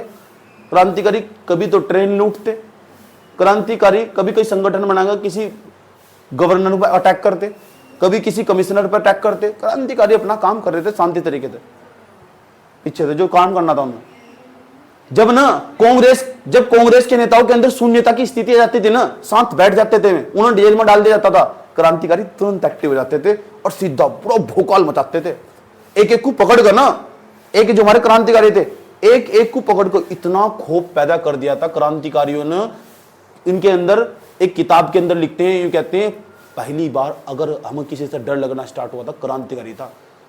पता क्या कहते थे? भगत सिंह, सुखदेव, राजगुरु, इनकी पूरी कंपनी थी, पूरी टीम थी इनकी। पहले पोस्टर छपवाते थे कि कल को इसे मारेंगे, हिम्मत है तो बचा ले जाओ, पोस्टर छाप को, और गारंटी ले रहे, HSR लिखा है, हिंदुस्तान सोशलिस्ट रिपब्लिक आर्मी। क्या जज्बा रहा होगा, गली गली में पोस्टर लगा दिए। अब गवर्नर जहां से भी जा रहा, कैप्टन या कोई पुलिस अधिकारी जहां से भी जा रहा ना, सर पुलिस अधिकारी तो बड़े बदतमीज थे, वे भारत की महिलाओं के साथ छेड़छाड़ करते थे। और इनकी कंपनी को पता लग जाता, HSR को, इन्होंने कंपनी बना रखी थी कि इसने महिला के साथ छेड़छाड़ करी, तो पहले उसका पोस्टर लगाते 2 दिन पहले, तारी हिम्मत है ना इसे बचा ले जाओ। उसका पोस्टर लगाते थे और उसे पकड़ कर ना मोटरसाइकिल पे जाता था, या मां बाइक हुआ करती थी पहले, उसके गले में गहरा पट्टा और खींच लिया उसे झाड़ियों में। समझ बात है? पहले से तो तमीज से धोया, तमीज तो बढ़िया कर तमीज से अच्छी तरह पिटाई करी, टोप की, सारा बदला लिया। समझ बात है? उसकी साथ ना जो उन्होंने कारनामे करो, इतना मारा, फिर बंदूक तो मार ही दिया सब वहीं का वहीं, और लटका देते पेड़ पर टांग कर सीधा। कितना खौफ पैदा कर दिया था वो। क्या कहते हैं, लार्ड कर्जन का भतीजा था, यहाँ कैप्टन बनाकर भेजा जा रहा था। जब उसे ऐसी घटनाएं पता लगती ना, ऐसे ऐसे क्रांतिकारी, कह रहा मैं नहीं जा रहा भारत में, मना कर दिया। समझ नहीं बात? या मना कर दिया, मैं नहीं जा रहा। यूरोप के लोग भारत में आने तक कांपना शुरू कर दिए थे, इतना जज्बा था, दबदबा, इतना दबदबा था क्रांतिकारियों का। काम तो था, लेकिन महात्मा गांधी तो चिढ़ते थे, मैं कभी नहीं कहने का चिढ़ते थे, महात्मा गांधी कहते थे ना ये भटके हुए देशभक्त कि इन्होंने हिंसा वाली, कभी हिंसा का सहारा नहीं लेना चाहिए यार, वो लेकिन सही नहीं है, महात्मा गांधी कहते थे। महात्मा गांधी शांतिपूर्वक तरीके से अपनी बात मनवाओ। अभी तुम्हें किस में मजा आ रहा है? लाठी डंडों में मजा आ रहा है? इस तरह पता लगा तुम हिंसावादी हो, तुम महात्मा गांधी के समर्थक नहीं हो, अहिंसावादी बनो। महात्मा गांधी ने कभी सपोर्ट नहीं करते थे। महात्मा गांधी ने साफ कहा था कि मैं हिंसा को कभी सपोर्ट नहीं करता। बहुत पढ़े लिखे व्यक्ति थे ना, अब पढ़ा लिखा व्यक्ति कभी भी हिंसा को सपोर्ट नहीं करता, हिंसा को गालियों को कभी सपोर्ट नहीं करता। समझ में आई बात? तो महात्मा गांधी भी कोई गलत व्यक्ति नहीं है यार। चले आगे चलते। पहला विश्व युद्ध हुआ, महात्मा गांधी का आगमन हुआ 9 जनवरी 1915 को। महात्मा गांधी आज पूरी दुनिया में, हमारे भारत में प्रवासी भारतीय दिवस मना रहे हैं हम। प्रवासी इंडियन डायस्पोरा ये डे बना रहे। क्यों बना रहे पता? ये पूरे भारत के पास आज जितना पैसा आ रहा है ना, डायस्पोरा भेज रहे सारे के सारे। भारत के लोग बाहर जाकर रह रहे। पूरी सबसे ज्यादा दुनिया में कौन से लोग फैले हो पता? चीन के लोग हर दुनिया में तुम कहीं भी मिल जाएंगे। दूसरे नंबर भारत के लोग फैले हुए, कहीं भी मिल जाएंगे किसी भी देश में तुम्हें आराम से। और वहां से पैसा भेज जाएं, और वो पैसा डॉलर में भेज जाएं, और वो डॉलर भारत को चलाने के लिए बहुत जरूरी हो। इसलिए भारत सरकार प्रवासी भारतीय दिवस मनाती है। एक हफ्ते तक मना रही प्रवासी भारतीय दिवस। सही बात है। क्यों? क्योंकि भारत सरकार की इनकम का बहुत बड़ा स्रोत हो। भारत सरकार का विदेशी मुद्रा भंडार भर कर रखो, फॉरेक्स जिसे बोलते हैं। समझ में? इसकी कहानी वहीं से जुड़ी हुई। क्यों? क्योंकि महात्मा गांधी भी तो प्रवासी थे। मूल निवास तो उनका ही था, गुजरात के रहने वाले थे, बाहर चले गए थे, तो उन्हें प्रवासी बोल लेंगे नहीं बोल लेंगे? प्रवास करके फिर भारत में आए हुए। प्रवासी भारतीय दिवस जोड़ते हैं। अगर किसी व्यक्ति को जोड़ना ना, इतिहास तो जोड़ लो। ये लड़की बैठी हुई किसी सत्संग में जाकर बैठ जा, समझ में आई बात क्या? और वहां अलग जाति के लोग बैठे हुए, ऐसे धीरे धीरे पता लग चुका ये लड़की भी इनकी जाति की। सरक के इसके पास पहुंच लगे वहीं। ऐसे जाति हो, धर्म भी ऐसा ही हो। अब बराबर में जो एक्टिव थी वह भी इंसान थी। इससे इतनी कनेक्टिविटी महसूस नहीं करनी जितनी इस तक कर रही। कारण क्या है? जाति धर्म ये हावी ना।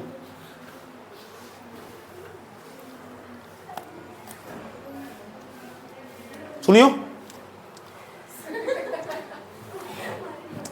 और क्या हुआ इसमें 1915 के बाद? मैडम चुप। होम रूल लीग की स्थापना 1916 में। जो गरम दल, कांग्रेस दो भागों में बट गई थी, गरम दल नरम दल। एनी बेसेंट ना सबको बुला लिया, एक मंच पर जाओ। कांग्रेस के तुम भी कांग्रेस के, तुम भी कांग्रेस के, एक मंच बैठो। लखनऊ समझौता हुआ। लखनऊ समझौते में दोनों को एक साथ एक मंच पर ले आए। समझ एक बात? ये पूछा जा लखनऊ समझौता कब हुआ था? 1916 में हुआ था। इन दोनों को एक मंच पर ले आए थे, गरम दल नरम दल। जो कांग्रेस एक ही होगी थी पूरी की पूरी। जले उसके बाद क्या हुआ था? भारत के लोगों को लग रहा था कि इंग्लैंड तो जीत ही गया, आजादी मिलेगी। भैया आजादी के नाम पर ठीक करा दिखाया, ठीक करा। पता क्या कहा महात्मा गांधी को? ले आजादी ले। इन्होंने सोचा जी कि एक अधिनियम आने वाला कांग्रेस की गवर्नमेंट के लिए, भारत के लिए, सबके लिए। गवर्नमेंट कहती नहीं, ब्रिटिश सरकार ने ना इंग्लैंड से बनाकर कई सारे पन्नों का, 20-30 पन्नों का एक पूरा कानून भेजा। भारत के लोग पूरे खुश थे कि आजादी मिलेगी। और पता क्या लिख रखा था? ये था अखबारों में सारा खबर, उसमें लिख रखा था आज के बाद कोई भी भारत का व्यक्ति जिस पर हमें शक भी होगा और वो अंग्रेजों के खिलाफ कोई भी गतिविधि करता पाया गया और पहले भी उसने गतिविधि कर दी होगी, उसे गिरफ्तार कर लेंगे। शक के आधार पर गिरफ्तार कर लेना। लोगों ने पता क्या कहा? काला कानून। सही बात। मेरे जैसे पढ़े लिखे लोग तुम्हारे जैसे अनपढ़ को समझा देते, और तुम्हारे जैसे अनपढ़ पड़ोसी को बता देते। फिर उन्होंने भीड़ इकट्ठी होनी तय। वह बात अलग है, पढ़ना नहीं आता। समझ नहीं बात? फिर भीड़ तय, अंग्रेजों के खिलाफ विद्रोह स्टार्ट होगा। जलियांवाला बाग में भी लोग इकट्ठा हुए। जलियांवाला बाग में लोगों ने जाकर समय समय बड़े बड़े नेता, हमारे जैसे जो नेता थे, मैं भाषण देते, तुम्हारी जैसी जनता सुनती थी। हमारे यहाँ उत्तराखंड का भी एक व्यक्ति भाषण देने गया था जलियांवाला बाग में। बताओ नाम उसका। 26 नवंबर का दिन था, भाषण दे रहा था वो बच गया वो। सही बात। वो तो भाषण दे के आया था। उसका नाम था बद्रीदत्त पांडे। ये बद्रीदत्त पांडे सारे महावीर हो जाएगा। ये भाषण दे के आया वहीं से जलियांवाला बाग में।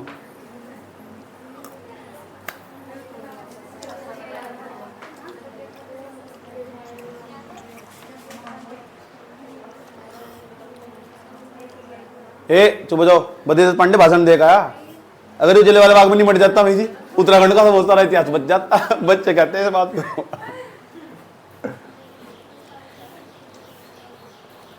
भारत शासन अधिनियम, उसके बाद पता क्या हुआ, अंग्रेजों ने सोचा काम चलने का नहीं, भारत शासन अधिनियम 1919 ले आए। मॉन्टेस्क्यू व्यक्ति का नाम था, यहाँ के हैं चेम्सफोर्ड, ये सचिव थे, सचिव और गवर्नर जनरल मॉन्टेस्क्यू, चेम्सफोर्ड अधिनियम कहते हैं। मॉन्टेस्क्यू अलग व्यक्ति है, चेम्सफोर्ड अलग व्यक्ति है, इन दोनों ने बनाया मॉन्टेस्क्यू चेम्सफोर्ड अधिनियम 1919, एक कानून बना के भेजा कि 10 साल तक देश में इस तरह काम चलेगा। ये कानून में जो बात लिखी हुई इसके अनुसार शासन चलेगा। कहाँ तक बनाकर, इंग्लैंड की संसद से उन्होंने कानून बना के भेजा, इसमें जो बात लिखी हुई उसके आधार पर शासन चलेगा। एक प्रकार का भारत का संविधान है, समझ गए। उसमें बता क्या करा, सिखों को निर्वाचन पत्ती दे देगी, पता इसमें मिली थी। द्वैध शासन का नाम सुना है, डीआर की शासन, क्या हो द्वैध शासन,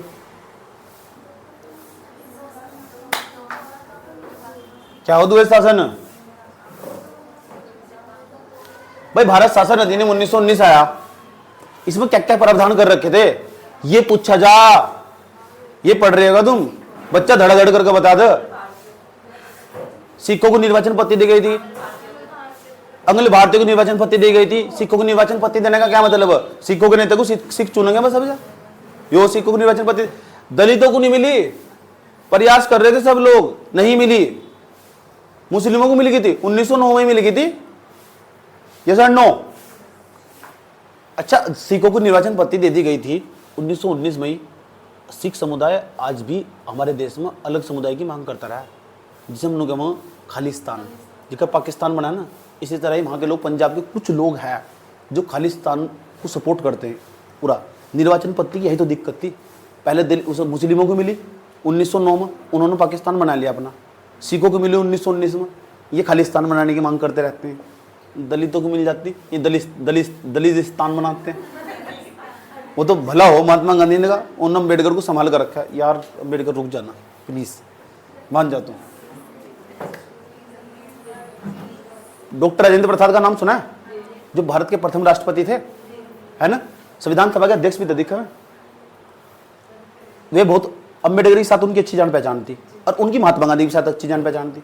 हो सका ना, ऐसा हो सका, नहीं हो सकता कि मेरी जिस व्यक्ति के साथ जान पहचान हो और तुम्हारी उसके साथ दुश्मनी हो सका, नहीं हो सकता, ऐसा ही था। तो लेकिन जो बीच वाला व्यक्ति हो, उसकी दोनों के साथ जान पहचान, क्या होगा उसकी दोनों के साथ। तो महात्मा गांधी को और अम्बेडकर को दोनों को बुलाया, समझौता करवाया था उनके बीच में 1932 में। क्यों कह रहा है, टेंशन लेने की कोई जरूरत नहीं है तुम्हें, समझ बात है। समझौता करवाया था, क्या बोलते हैं उसे पता, पूना पैक्ट के नाम से जानते हैं, सांप्रदायिक पंचाट ले गए थे उस टाइम पे। चले,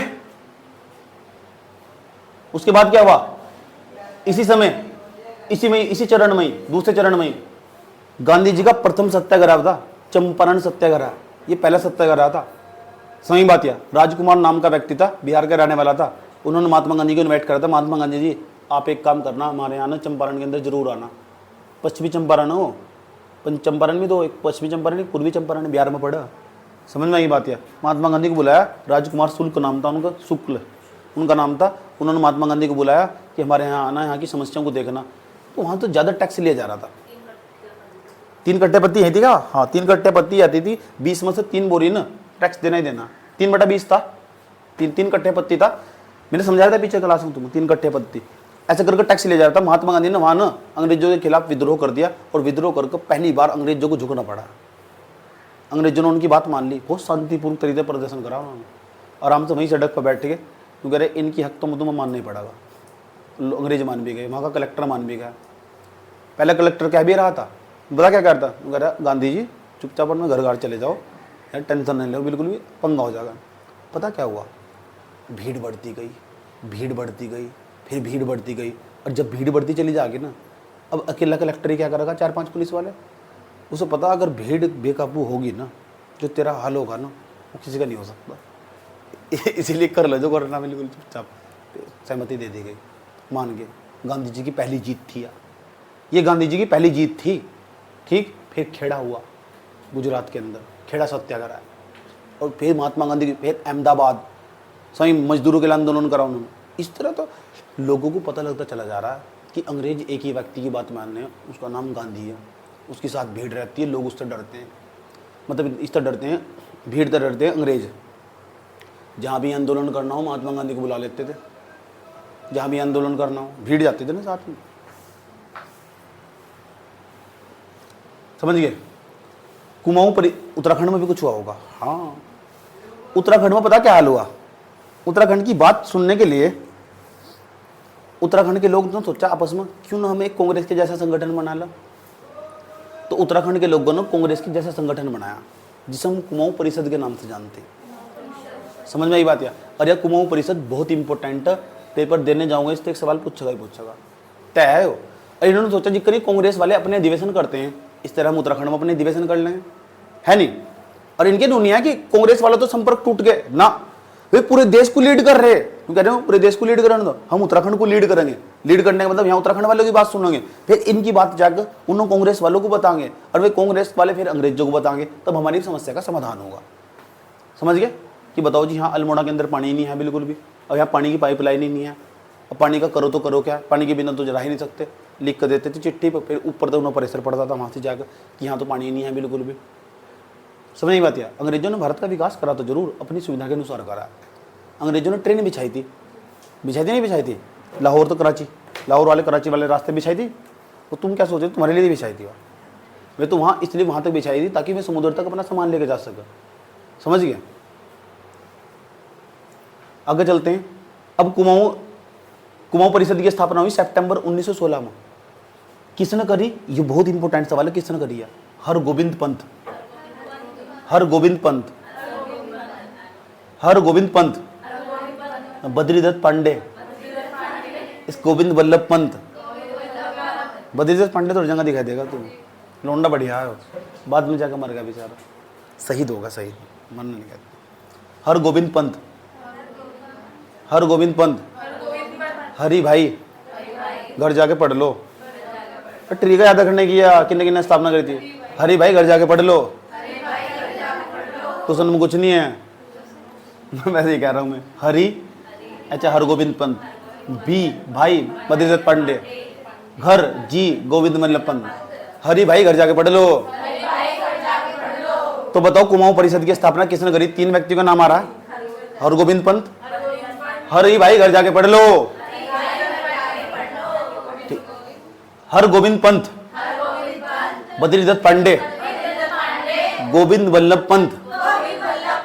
याद रहेगी बात।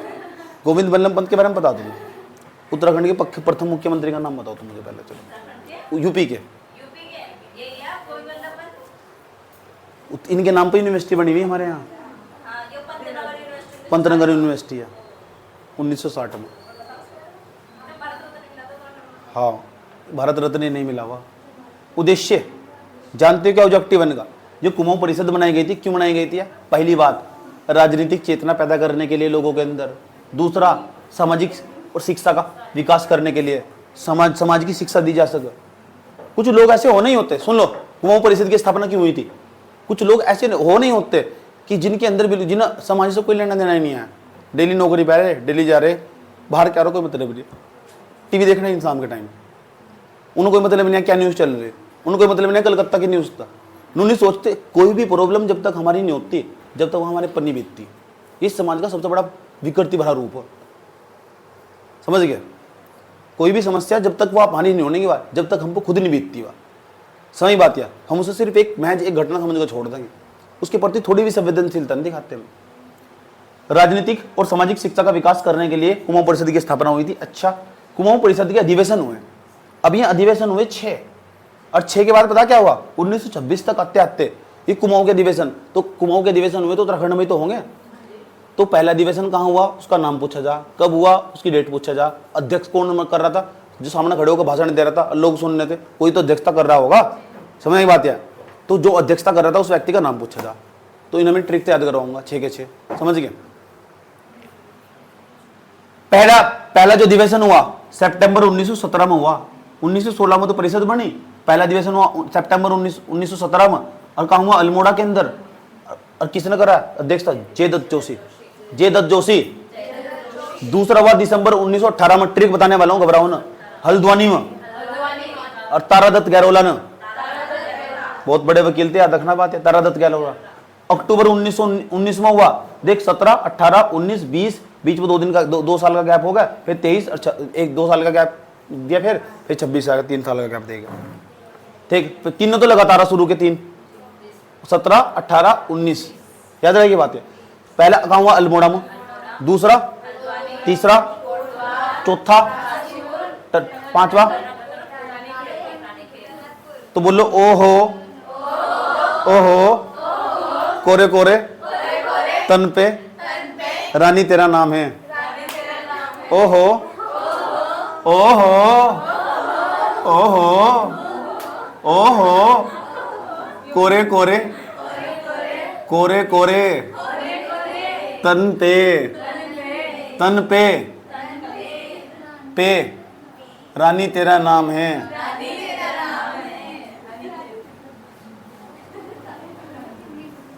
याद रहेगा।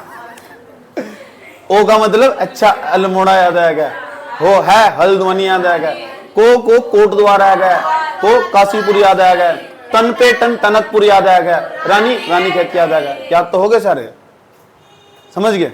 बोलो ओहो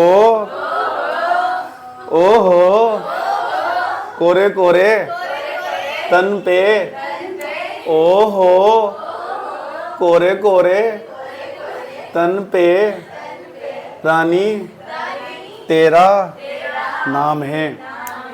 अब बताओ, पहला जो अधिवेशन हुआ था कहाँ हुआ था, दूसरा हल्द्वानी, तीसरा कोट द्वार, पूरा देखो कोट द्वार, फिर इसका काशीपुर, उसके बाद टनकपुर चंपावत पढ़, रानीखेत नैनीताल पढ़। याद रहेगी बात है। अब बताओ, कोई दिक्कत? सॉरी, इनके अध्यक्ष के नाम भी ट्रिक बता दो, है नहीं, ये तो बहुत कठिन होगा ना नाम याद करना। चलो बोलो, जया जया तेरे जोश जोश में पंडित, बोलो पंडित मुरारी लाल मर गया। क्या हुआ?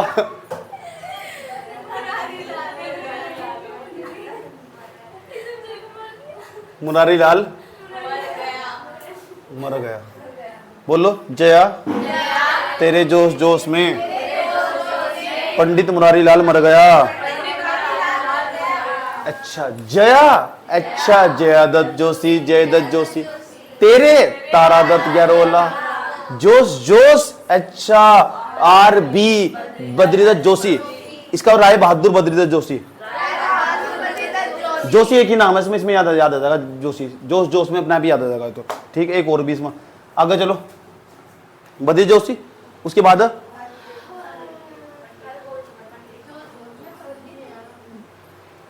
हरगोविंद पंत,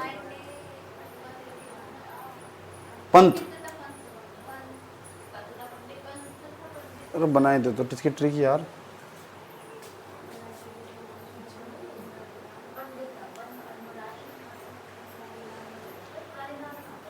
पंत पंडित, अच्छा पंत था ना, हाँ पंत पंडित मुरारी लाल मर गया, पंत पंडित मुरारी लाल मर गया। आगे इसमें हाँ पंत, हरगोविंद पंत, पंडित याद आएगा पांडे, बद्रीदत्त पांडे, मुरारी लाल तो याद आएगा मुकुंदी लाल। या ट्रिक दोबारा बोलो, जया तेरे जोश जोश में पंत पंडित मुरारी लाल मर गया। किसने मारा पंडित मुरारी लाल को?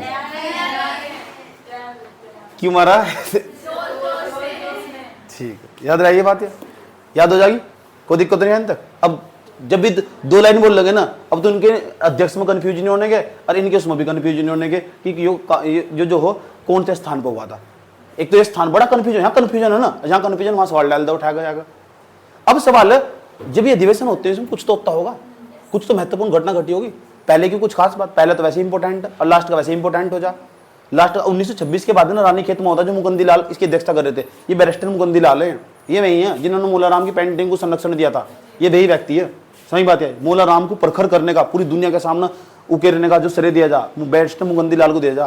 बैरिस्टर मुकुंदी लाल को ना मोलाराम का बड़ा प्रेम था, प्रेम पता नहीं कौन सा प्रेम था, समझ में आई बात है। आगे चलो, आगे चलते हैं। उसके बाद तीसरा जो अधिवेशन हुआ है, हो रहा तीसरा अधिवेशन, हो रहा तीसरा अधिवेशन, हाँ तीसरा अधिवेशन, हिंदू मुस्लिम एकता का प्रतीक, ये बड़ी इंपॉर्टेंट है। इसलिए जो जो भी इसमें अधिवेशन में खास खास हुआ ना, मैंने सब बोर्ड पर लिख दिया। और तुम्हें नोट्स में इस तरह ही पिरो ना, 25 से लेकर 15 तक क्वेश्चन लगाने आज घर जाकर, और पन्ना खाली छोड़ कर रखना। कोट द्वार ऐसा तो ये वाला तीसरा ऐसा जो गढ़वाल में हुआ था, बाकी सब कुमाऊं में हुआ है, गढ़वाल में हुआ था। कोट द्वार तो पौड़ी में हुआ, लेकिन पौड़ी कहाँ हुआ? अच्छा, ये तो गढ़वाल में हुआ, बाकी सारे कुमाऊं के क्षेत्र में हुए। ये सवाल ही पूछा जा, तो इसलिए यहाँ भर भर का सवाल पूछेगा तुमसे। इनके मैंने अध्यक्ष के नाम तुम्हें याद करवाई दिए, इनके मैंने स्थान जहां जहां हुए, ओहो कोरे कोरे तन पे रानी तेरा नाम है, ओहो कोरे कोरे तन पे रानी तेरा नाम है, जया तेरे जोश जोश में पंडित पंत पंडित मुरारी लाल मर गया।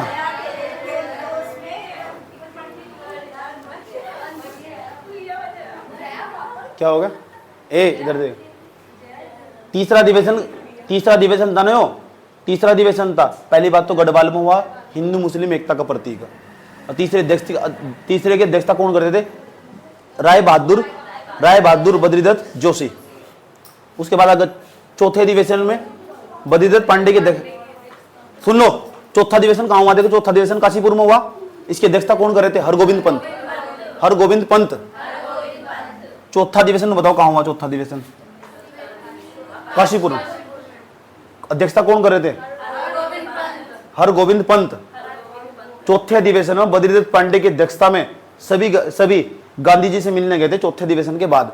अब पता कब हुआ था? पहले नो देख लो, 1920 में।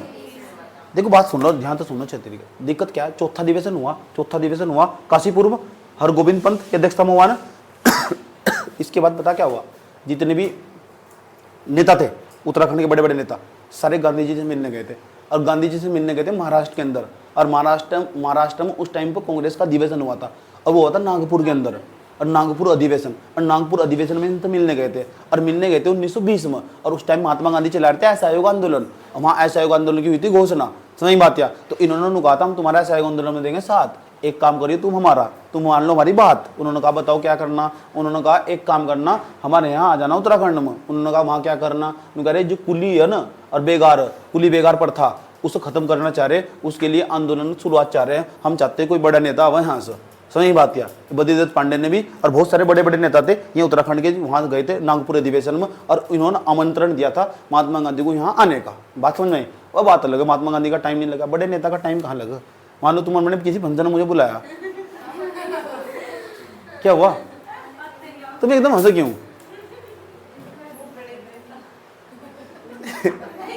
जरूर थोड़ा है ना, मैं तुम्हें सारे फंक्शन में आऊंगा। हम थोड़ा ही चारों लड़कियां बैठ कर पार्टी कर ली, चल भाई जी को बुला लो, कुछ बदतमीजी थोड़ा ही है, इतना टाइम थोड़ा ही है। चलो बात मत करो, चले ma'am please, ma'am don't talk please. हो गए? 1926 में क्या हुआ? 1926 में कांग्रेस की हालत बहुत खराब थी। 1925-26 में इतनी हालत खराब थी, दो पार्टी बन चुकी थी इसमें। तो मोतीलाल नेहरू ने अलग पार्टी बना ली, स्वराज पार्टी, समझ बात किया। तो कांग्रेस की हालत ज्यादा खराब थी। अब कांग्रेस के नेताओं में दिक्कतें खड़ी हो गई थी, रोष हो गया था। अब ये उत्तराखंड के नेता बार बार कांग्रेस के मुख्य नेताओं के पास जा, उनमें खुद फूट पड़ी। उन्होंने कहा मैंने यार तुम मेरा बुद्धि ना खराब करो, क्या कुमाऊं परिसर ठाव फिर रहे, इसे समय मिला लो, कांग्रेस ही बना लो उसकी। तो उन्होंने उसकी कांग्रेस ही बना कर रख दी। 1926 में जो ये थी, इसके अधिवेशन सारे समाप्त हो चुके। रानी खेत के अंदर जो मुकुंदी लाल इसमें तय कर लिया था इन्होंने कि हम ना कांग्रेस में विलय हो जाएंगे, कांग्रेस में मर्ज हो जाएंगे, मिल जाएंगे आपस में। अब कोई कुमाऊं परिषद नहीं है, समझ बात या? हम कांग्रेस के साथ मिलकर काम करेंगे। बात समझ में आई है? अब कांग्रेस कौन थी? कांग्रेस वो बहुत बड़ा संगठन था, तो भारत में आज़ादी की लड़ाई लड़ रहा था, भारत को आज़ाद करवाने के लिए अंग्रेजों के खिलाफ लड़ रहा था। उसमें महात्मा गांधी बहुत बड़े नेता थे। महात्मा गांधी जो कहते थे वो होता था। समझ में आई नहीं बात? या महात्मा गांधी ने कहा पंडित जवाहरलाल नेहरू को प्रधानमंत्री बनाओ, तो बनाया। महात्मा गांधी जो कहते तो अम्बेडकर को प्रधानमंत्री बनाओ, अम्बेडकर को बनाते। लोग लड़ाई करते हैं, कहते सरदार पटेल को प्रधानमंत्री क्यों नहीं बनाया?